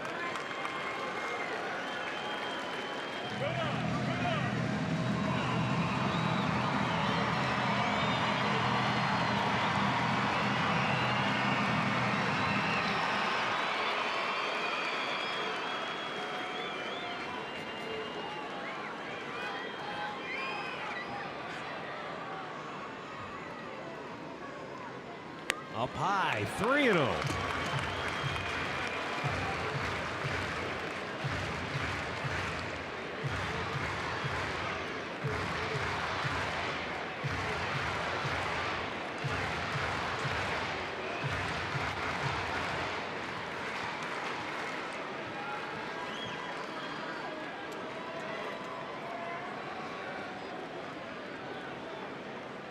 And a pitch in there for a strike.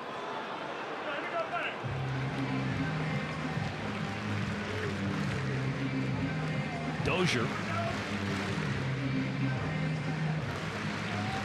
8 homers, 21 runs batted in on the year, 10 doubles, a triple. Career .246 hitter against the Indians.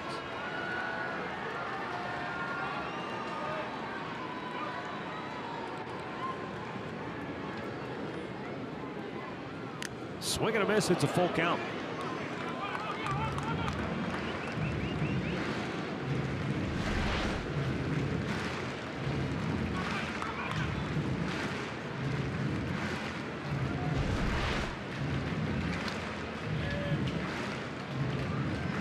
Cody 1 strike away from sending this game to the 9th inning.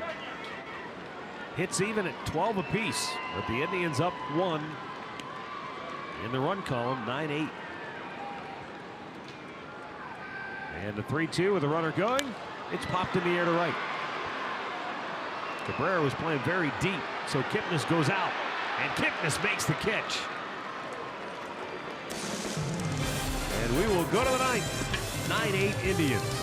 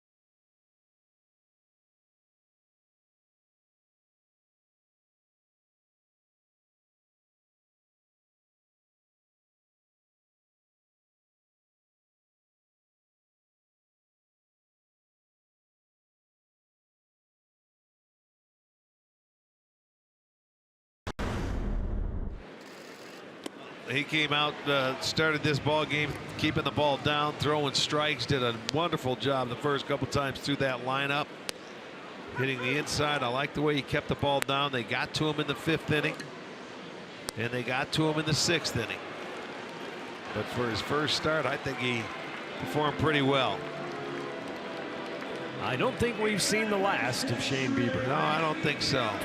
Terry Francona expressly said this is a 1-start deal for him tonight. He'll go back tomorrow to the minor leagues, but as Andre pointed out, Indians have a couple of off days. They don't need a 5th starter for a while. The next time they do, you know, he might be in the mix. Either he or Adam Pletko will be the guy.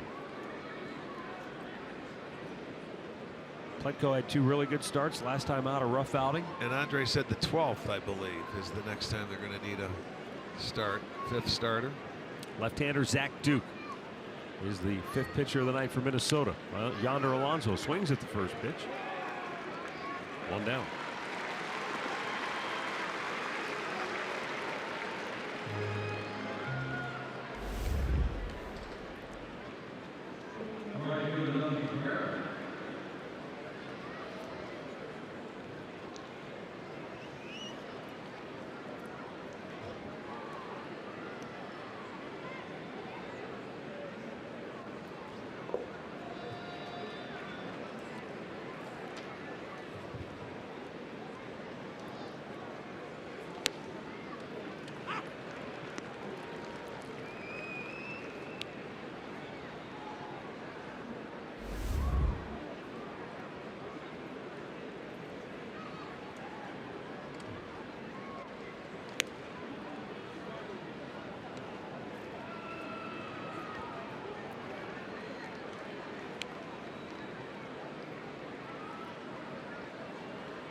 Duke, another guy, veteran that they added to this bullpen in the offseason. Yeah, you know, we were talking about that before. Addison Reed, they signed him to a big money deal, 2 years, $17 million. They signed Fernando Rodney to a 1-year deal. Right. $4.5 million base. Incentives could push it up to $6 million. And they signed Zach Duke to a 1-year deal, and I think he's coming back from Tommy John surgery. So it's sort of a, I don't think there was a lot of money, so it was kind of a high upside. If he pitches well, the Twins will probably benefit greatly. Obviously, you know, when you're dealing with that, you just could be some inconsistencies. But 2 down. I think one of the keys why they did sign those guys is because they're veterans. And you know how managers like veterans coming out of the bullpen, guys that have been there before. They know that usually they can count on them, and it may take a while. Yeah, I think he only pitched in a handful of games last year. Well, so far to this point, the Twins pitching has been better for them this year compared to last year. And they've been without their best pitcher, Urban Santana, and things like that. And that bullpen is where they really felt they needed some experience. But offensively, you know, they've struggled so far, but they're scoring some runs. They had a big 3-run homer. They were down 8-0. Tonight they came back to tie it up. They were down 9-0 last night, and they made a game of it. 11-8. So I think offensively they scored enough runs last year to do the job, and I think they will get back to that point and score runs this year. You're missing your everyday center fielder in Buxton. Even with the shift on, perfectly placed was Escobar to throw out Kipnis. The Indians go 1-2-3. It's Cody Allen or bust in the bottom of the ninth.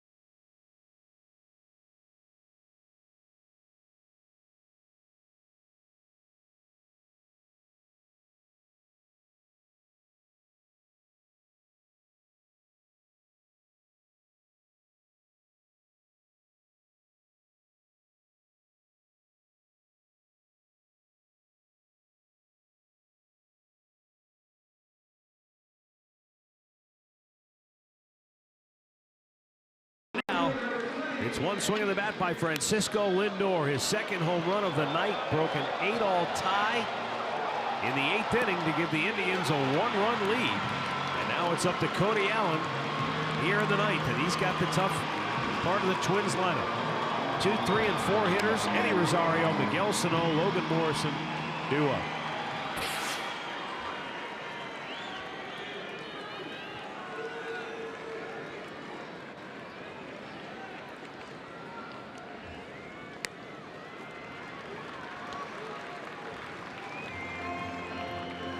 Rajay Davis takes over in center field, and Greg Allen moves over to right.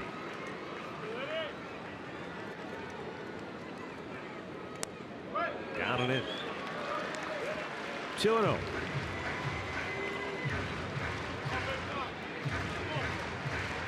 Cody fell behind Brian Dozier before he was able to come back and retire him to end the inning in the bottom of the 8th. Popped up on the 2-0 pitch. Lindor calling off Ramirez. 1 away. Let's go back and recap our storylines, brought to you by local Ford dealers. Keep the train moving, and the Indians did it again with the big inning. 12 hits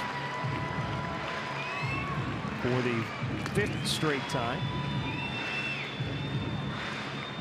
And Shane Bieber was fun to watch.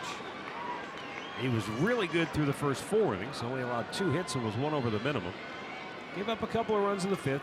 A couple of solo homers in the 6th, both with 2 outs. And that's when his night came to an end.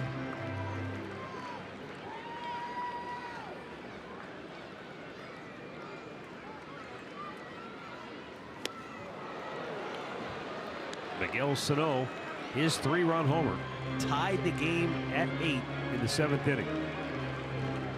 And that was a weird inning. And that Terry Francona went to 4 pitchers in the span of 4 batters.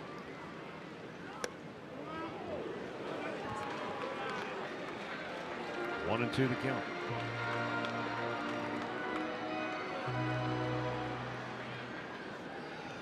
Both Jeff Beliveau and Zach McAllister came out of the bullpen but did not record an out. Out looking is Miguel Sano, 2 down. Nice little breaking ball there by Cody. Locked him up. Couldn't pull the trigger. Watch this hook down. Away. Beautiful pitch right there. I mean, right where you want it. Yeah, that's nasty. Yeah, there's no way of hitting that pitch and take it and hope it's called a ball, but that was a perfect pitch by Cody right there.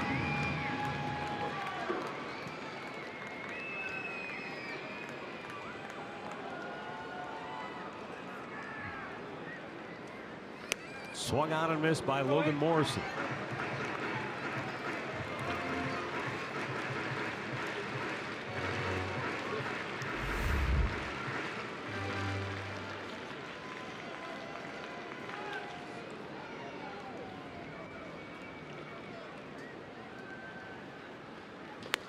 Nice. He chased up high. It's 0-2. Elevated heater right there.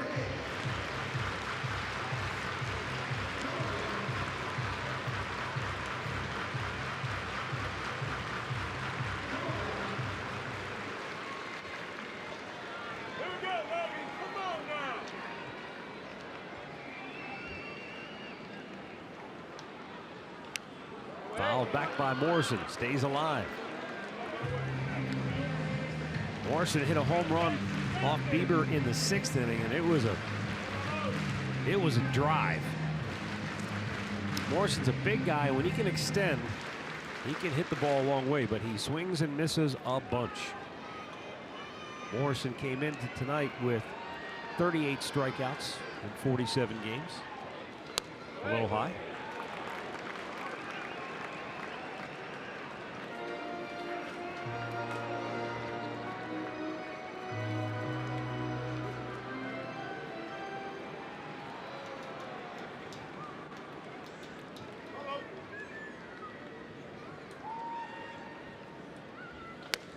Wow, close, but just in off the plate.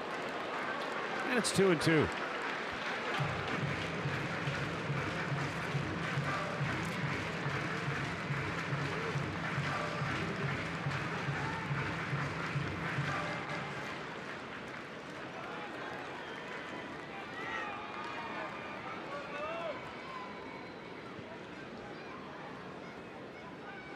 Swung on and missed. Cody Allen strikes him out to end the ball game. Cody strikes out 2 in the 9th, and the Indians hang on for a 9-8 win to run their win streak to 6 in a row. Indians are now 30-25 on the year. And the Twins fall to 22-30. Minnesota now 6.5 back of the Indians in the AL Central.